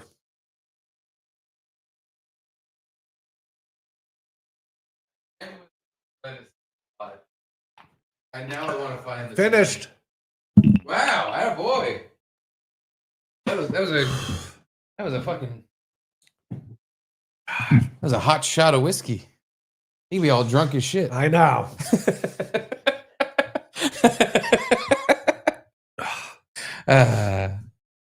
That's fine though. That's how we like you. Yeah, nice. Drunk as shit. Whew. All right, back to business. There we go. Oh, the business was we were wrapping this up. Yeah. We have a hockey show to get to. Well, I guess not right now. Hold on. Gina Marie says, every bar I've worked at had a Glen. Hashtag EDCam. And Gecko Dundee super sticker. Thank you, Gecko. But back to this. Yeah, no, every bar, I worked at 2 bars. Every bar I worked at had a Glen. Glen and Glenda. Yeah. There's it makes sense. And I feel like more popular bars have multiple Glens. Like there's there's a constant set of minds that you're dodging. Yeah. Anytime you walk to a certain part of your fucking bar, it's like, oh well, if I go over here to grab the fucking the Schierhagens or whatever fucking beer you have in the weird fridge, it's like, well now I have to talk to this guy for at least 4 hours because why I walked don't they over ever attach to a customer? Dude, this is what I was saying before when I introduced Glenn to fucking Jamal or whatever the hell his name was. Yeah. They were both the exact same. And in so they hated each other. They wanted nothing to do with each other because it's like, if you ever tried to stick 2 ends of a magnet together that were like the same end, they're polar opposites. They force away from each other. Yeah. So guys that are lonely to the point that or mentally ill to But the you point, were trying to match 2 Glens together. Yeah. I'm saying just try to match Glenn to another customer. Oh, just anyone. Yeah. But they don't seem to gravitate toward those people. They would leave. That's the a good thing about point. being a bar customer. That's true. Is if you're getting the shit bothered out of you by some guy, you just fucking leave and you go to another bar, especially in New York City. You just walk half a block away, you're at another bar. True. because that would happen where for 5 seconds I'm getting this reprieve because Glenn's just bothering the shit out of someone else. They would just leave. They would walk out, especially because it was the ferry bar. So like most of these people were popping in just right for the before fer- yeah, for yeah, a yeah. drink before they get on the boat. So Glenn was just ruining their time. So like, well, I'm getting an earlier boat than I was gonna go because fuck this. I'm not talking to this guy all night. Because yeah, it would happen where you would just bother someone else, but it would never last. I would get minutes of fucking relief before Glenn would just come back and worst. blah blah blah blah blah blah blah blah blah blah blah blah blah blah blah. And you know how they say the Mona Lisa, like the eyes follow you no matter. It didn't matter where I walked. It didn't, dude. If I was on the other side of the bar pretending I didn't hear him, he'd still be talking. Blah blah blah blah blah blah blah. And I just like in my periphery, I see him leaning forward at the other end of the bar. Blah blah blah blah. Oh, like eye contact with you, talking to me, and then he like expects me to respond. He's like, "Hey, did you hear what I said? Hey, did you hear what I said?" He's like, you fucking. Of course I heard what you said. Of course I did. You're the one talking. Do you ever tell him to shut up? Every day. What do you mean? Did I ever? I would constantly. I didn't know if you would just like be mean and yell at him. But dude, sometimes I would just walk by as again I'm doing 5 things. Shut up. No, I wouldn't. I wouldn't give him the Jim Norton shut up. But it was another thing. He thought I was kidding. Like I'd be busy and pouring drinks and doing shit, and he would be yapping. I would just go, Glenn, shut up, and he would just go, I'm so funny. And, yes. And I would say, I'm not being funny. Shut the fuck up. Don't you wish Glenn was just doing a YouTube prank show the whole time, and somewhere on the internet right now is like all the videos of him swear to annoying God, you? yes. I wish there was footage of every moment we had together because I want to see my face. I want to see if I was capable of even for 1 second a day pretending like this wasn't bugging the shit out of me. Like when he first came in, were you just like, "Oh, hey, Glenn," with some sort of as greeting? he'd beaten me into submission, yeah, like towards the end. But there was this middle chunk where he would come in, and I would just be like, "Fuck." Out loud to him, I would go, "Oh fuck, this motherfucker's here." But again, like towards, I was just he'd beaten me into just fucking like, "Hey, oh hey, look who's here! Hey, there he is. Here's Glenn. Hey, Glenn, well, let me." And I would just say like, "Hey, oh, so let me guess, your son's dead still." I don't know if his son was dead. He had. I tried to tune it out, but there was definitely dead family members and other members that wouldn't talk. But the fucking lithograph. If I have to hear that, I hated the word lithograph because he would say it so much. Is that your? Are you saying the right word? I don't think I'm saying the right word. Because a lithograph is like I want to say like a drawing. Picture? Yeah, drawing. Yeah. So yeah, the box he had that had bitters in it. It was a box with like 4 bottles. Had a lithograph on the front of the box. Oh, on the front. Oh, Yes. okay. I thought he was calling the box a lithograph. Of No. There bitters. was a picture on the front of the box, and he would alright. describe it to me in full detail every time, and I would just be Glenn, I don't know what the fuck you're talking about. I don't know what a lithograph is. I don't know what this means. What do you want me to do? And call him the N-word, and he just fucking. There's some fun in that though, where you can just say whatever you want, and it doesn't. It's not going to hurt his feelings. That's why towards the end, I stopped being like just angry and like fuck, and just like, oh, here he is. Here's this motherfucking asshole. Yeah, you piece of shit prick, you cocksucker, you fucking dickhead. Oh, you're great.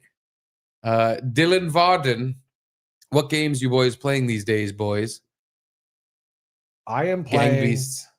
Gang Beasts. Yeah, that's where we played for bonus content. Don't get it. It stinks. It's a great game. Great game.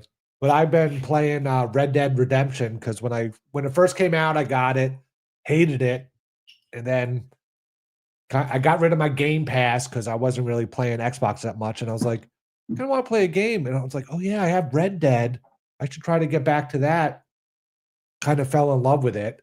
Really, really good game. But the thing is, they do the thing that some games do where, you know, like you have your home base or whatever, and you contribute to this is a group of people you're taking care of in the game, and you like donate money to the funds, and then you could buy like ammo and health items. And then whenever you go back to base, like there's all the ammo you need and all the health items you need. And then like after chapter 6 or whatever, things go bad. And then like you're out of camp and like I donated all this money, but now there's not any of the ammo left, none of the health items left. And it's kind of like, no, I built all this up to be like able to make it easier to play. And now it's kind of harder to play because now I have to buy I have to drive to a gun store to buy ammo and all this stuff. It's like, I didn't get the whole point of making the game more annoying as it got later on in the game. It should just get easier and easier. Or be fun. Be fun. It's a video game. It should definitely be fun. But I guess they're getting at like the shit's falling apart with your whole gang. So like life's going to be tougher kind of thing. And I guess they're getting that across because I'm annoyed with it. But I just don't like it as a gameplay. It's like you're feature. playing a movie. You're feeling all the feelings you're supposed to. It's supposed to elicit out of you. But then, like once it got usually it's you could go around and hunt legendary animals or go fishing or do. But like once my base kind of went away, it's like I just want to try to get through the story as much as possible just to end the game. So then I don't even know once the game ends, can I go just back to my normal life and do all the hunting and fishing or do I have to start a whole new game? Because he dies. I think he does. I don't know. I've never played it. I think he does. In the first Red Dead Redemption, spoiler alert, the guy dies. So I played that one. That game's great. Yeah. The second one I heard is even better. But it's amazing. Like it looks amazing. There's just so much shit to do. It's like endless. And that's what. So I was like, I didn't know this was going to happen. So I'm just like, I keep doing missions or whatever, and I get to hunt whenever I want or do whatever. And then all of a sudden it's like, now I kind of just am stuck and don't want to do all the extra stuff. I'm trying to force myself through the story mode now, which I wasn't doing. But yeah, I don't know what happens once I beat the story mode. Like if I have to start a whole new story just to finish all the, legendary animals that I have to kill or something, I'm going to be mad, but I don't know if I have to do that yet. You should be. You should be mad that you're even doing any of this. I should be. You're right. You're right. You're right. Completely. What a complete waste of fucking. Who gives a shit? No, but I get it. I've invested a lot of time in video games that I'm like, I don't spend this time to be annoyed with this. Yeah, exactly. I just wanted to be fun and easy. It's supposed to make me feel good. The whole point of this existing is to make me feel good and distract me from every moment of the world around me. I'm supposed to be just having goddamn fun. Yeah, the challenges, much like Cuphead when we play, the challenges are there. So when I reach a moment of victory, I go, yes.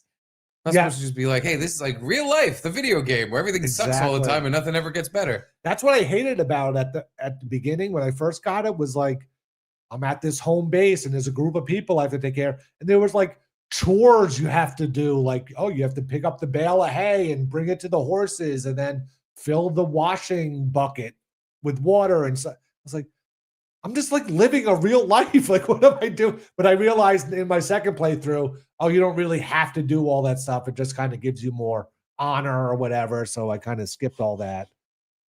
Yeah, I don't have time. My answer to this question is I haven't been playing anything. Yeah. I've been playing like shitty retard apps on my phone because when you get 5 minutes, it's just something you can take out and do real quick. Move the liquid from this thing into that one, and then move the liquid from that one into that one to make all the colors line up. That's all I have time for.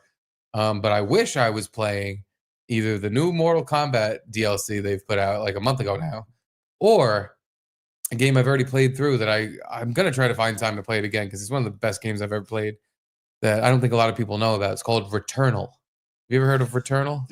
I heard it just because Frank got it for you for Christmas, right? Or whatever it was. And then you were like, never even heard of this game. I've never heard of it, and I was obsessed with it. And I want to play it again because the whole game is it's almost old school where if you die, you go back to the beginning of the game. But you know, like how you know works. what you did but last time that got you killed, or you just have to try again because it's a swarm of enemies that killed you, and it's just like, well, good luck. But it's not like you need to do a perfect run through the whole game to beat it. It's basically the game is like based on death and what people think happens when you die. Oh, So it's like like you run through these reincarnation same or things something? over and over again, and when you reach a certain point, something will change. And now, when you're starting from the beginning's even different. Oh, okay. But it is like the gameplay. It's a shooter. It's like a third-person shooter. And third person, that's weird. Is it third person? I want to say it's third person. Like you see the person running God, around. I haven't played in so long. Now I'm like, was it? I think it's a third. No, I mean, no, it isn't. Red Dead's a third person shooter. You could switch to first person, but it's kind of weird. It's got to be cheap by now. But this game, like, I want to play it again. It was so goddamn good. I mean, I rarely do that. Play a game twice.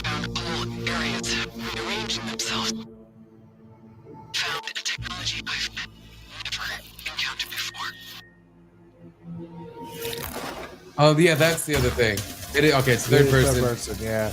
And as you go through it, like the further you get, you'll get new equipment, and that stays with you. Oh, that stays. Oh, okay. So you can fly through the beginning shit again. You Yeah. fucking annihilate the beginning. Yeah. Just different guns. You fight a little bit of sets of different enemies. All of them kind of the same, but a little different. That's my problem with Red Dead. It's like I built up all this extra stuff, all these extra perks I had, and then like all of a sudden it's kind of gone, and I'm like, I kind of was used to all these extra perks, and I don't have them anymore.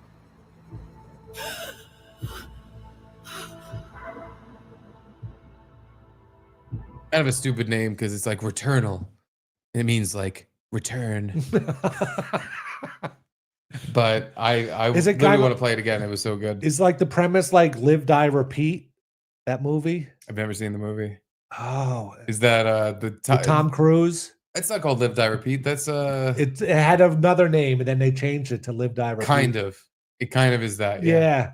Where like he goes through it and dies, and then has to go through it again, but he knows what's going to happen.